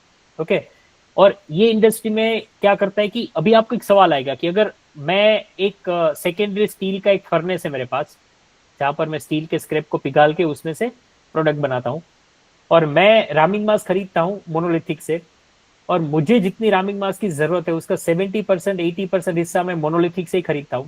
तो फिर सवाल ये आएगा कि अच्छा भाई, आप ज्यादातर हिस्सा मोनोलिथिक से खरीदते हो तो फिर बाकी का थोड़ा 10% 20% हिस्सा क्यों किसी और से खरीदते हो, वो भी मोनोलिथिक से खरीदा करो, है ना। तो दो ड्यूअल वेंडर मॉडल लोग इसलिए यूज करते हैं कि कल जाके अगर मोनोलिथिक के प्लांट में कोई गड़बड़ हो गई, कल जाके मोनोलिथिक के बिजनेस में कोई गड़बड़ हो गई, तो मेरा रामिंग मास का सप्लाई नहीं रुकना चाहिए। मतलब मुझे मेरी फर्नेस के लिए रामिंग मास रेगुलर चाहिए, तो मुझे सिर्फ मोनोलिथिक से काम नहीं चलाना है, मोनोलिथिक के साथ साथ मैं कोई और भी दूसरा बंदा रखूंगा कि जहां से मैं खरीदूंगा रामिंग मास। तो यहाँ पर ज्यादातर ये इंडस्ट्री में ड्यूअल वेंडर मॉडल चलता है कि मोनोलिथिक के क्लाइंट उनसे तो खरीदते ही होंगे रामिंग मास, पर उन्होंने कोई और बंदे को भी रखा होगा एक सेफ्टी के पर्पज से। ठीक है, 63 कस्टमर्स है मोनोलिथिक के पास, उसमें करीबन 20 से 25 कस्टमर है वो बड़े ग्रुप्स है, टाटा मतलब बड़े बड़े नामी ग्रुप्स है। ओके, और उससे करीबन 70% वॉल्यूम आता है। अभी देखो एक और इंटरेस्टिंग चीज है कि कंपनी का कैपेसिटी का क्या सीन है। एग्जिस्टिंग कैपेसिटी 1,32,000 टन है। ओके, एक्सपांशन का टारगेट 2.5 लाख टन का है। ओके, 2 लाख टन कैपेसिटी 2 अक्टूबर से ऑलरेडी चालू हो चुकी है। ये अक्टूबर का कॉन कॉल है, अक्टूबर से पहले का होगा, मतलब अक्टूबर का ही होगा। तो मतलब अक्टूबर से ये 2 लाख टन की कैपेसिटी चालू हो गई है। 31 दिसंबर मतलब अगले महीने से कितनी कैपेसिटी चालू हो जाएगी, 2.5 लाख टन की कैपेसिटी चालू हो जाएगी अगले महीने से। ओके, और ये कंफर्म टाइमलाइन दे दिया है, तो मतलब अगले मार्च तक तो आप समझ लो कि ये 2.5 लाख टन से रेवेन्यू आना चालू हो जाएंगे। दिसंबर के बाद वाला जो क्वार्टर होगा, जनवरी फरवरी मार्च वाला, तो वो क्वार्टरली रिजल्ट भी अच्छा होगा। ये एसएमई है तो इसमें क्वार्टर रिजल्ट नहीं आएगा, पर मार्च का भी जो रिजल्ट होगा, मार्च 2026 का जो रिजल्ट होगा, उसमें मार्च 2025 के मुकाबले आपको अपटिक देखने को मिल सकता है, अगर प्लान सब कुछ सही रहे तो। ठीक है, देखो सितंबर 2024 से सितंबर 2025 में अपटिक दिखा है। सिमिलरली मार्च 2025 से ये जितने परसेंटेज का अपटिक है 41 से 57, उससे ज्यादा अपटिक आपको यहाँ पर मार्च 2026 में दिख सकता है। क्यों? क्योंकि अभी कैपेसिटी बढ़ जाएगी। ओके, फाइनल कैपेसिटी मार्च 2027 तक 5,74,000 टन का प्लानिंग है। मतलब आप समझो कि अभी पिछले कुछ महीने पहले 1,32,000 थे, 5,74,000 मार्च 2027 तक। तो आप समझो कितना बड़ा कैपेसिटी होने वाला है। ठीक है, और वक्त के साथ साथ उसका 90% यूटिलाइजेशन। तो आप इससे पूरा कैलकुलेशन कर सकते हो कि 2027 में इतना कैपेसिटी होगा, उसका 90% यूटिलाइजेशन होगा, तो 5,74,000 टन में से 90% उसका निकालो, उतना टन रामिंग मास बनाएगी। राइट, उतने टन रामिंग मास वो बनाएगी। अभी उतना टन यूटिलाइजेशन मतलब उतना बनाना, उतना टन बनाएगी। ओके, और बनाती मोस्टली उतना ही होगी जितना वक्त के साथ साथ सेल हो जाएगा, तो उतना बनाएगी। अभी 1 टन का प्राइस कितना है मोनोलिथिक के रामिंग मास का, है ना, 10 से 12 रुपए के करीबन था। 8 रुपए बोला है अभी। मान लो 2027 तक बढ़ गया थोड़ा, ठीक है, 9 रुपए 10 रुपए हो गया। तो उस हिसाब से आप पूरा कैलकुलेशन कर सकते हो कि कितना रेवेन्यू आने वाले सालों में जनरेट हो सकता है। वो आप यहाँ से भी एक एस्टिमेशन निकाल सकते हो। यहाँ तक की क्लियर है? बिल्कुल, बताओ मुझे। Yes sir. Yes sir. ठीक है, अभी देखो कंपनी ने पहली बार पीपीटी भी दी है कॉन कॉल के साथ साथ, तो उसको देख लेते हैं एक बार। देखो,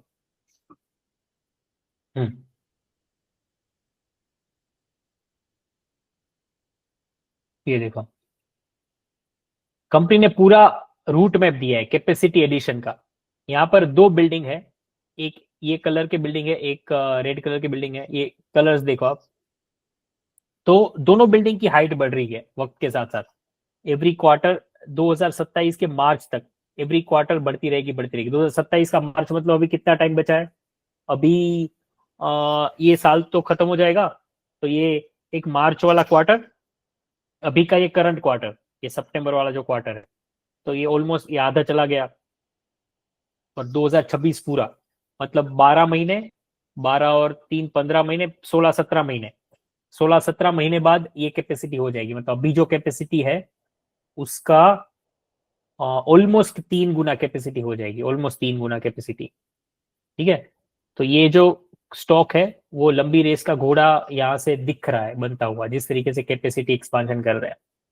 दूसरी बात कि देखो, अवर एक्सपेक्टेड रेवेन्यू एक्सपांशन 2023 में 119 मिलियन रुपीज, मतलब आई थिंक 11 करोड़ जितना कुछ होगा, है ना। अभी कितना है? 97 करोड़ है ना 2025 में। 2025 में कितना है? 97, हाँ ठीक है। तो क्या लिखा है? हाँ, 2025 में 97 करोड़, 973 मिलियन रुपीज, मतलब 97 करोड़। ये पीछे का एक डिजिट निकाल दो, इतने इतने करोड़ का रेवेन्यू है अभी। उसको 4 गुना करेंगे, 4 गुना। तो यहां से आपको रेवेन्यू गाइडेंस मिल गया, दूर का रेवेन्यू गाइडेंस मिल गया 2028 का। शॉर्ट टर्म रेवेन्यू गाइडेंस उन्होंने कुछ 160 के आसपास दिया है, मैंने ये नोट्स में लिखा था। राइट, तो यहां पर आपको पता चल गया कि 2028 तक 4 गुना रेवेन्यू हो जाएगा। पैट कितना हो जाएगा?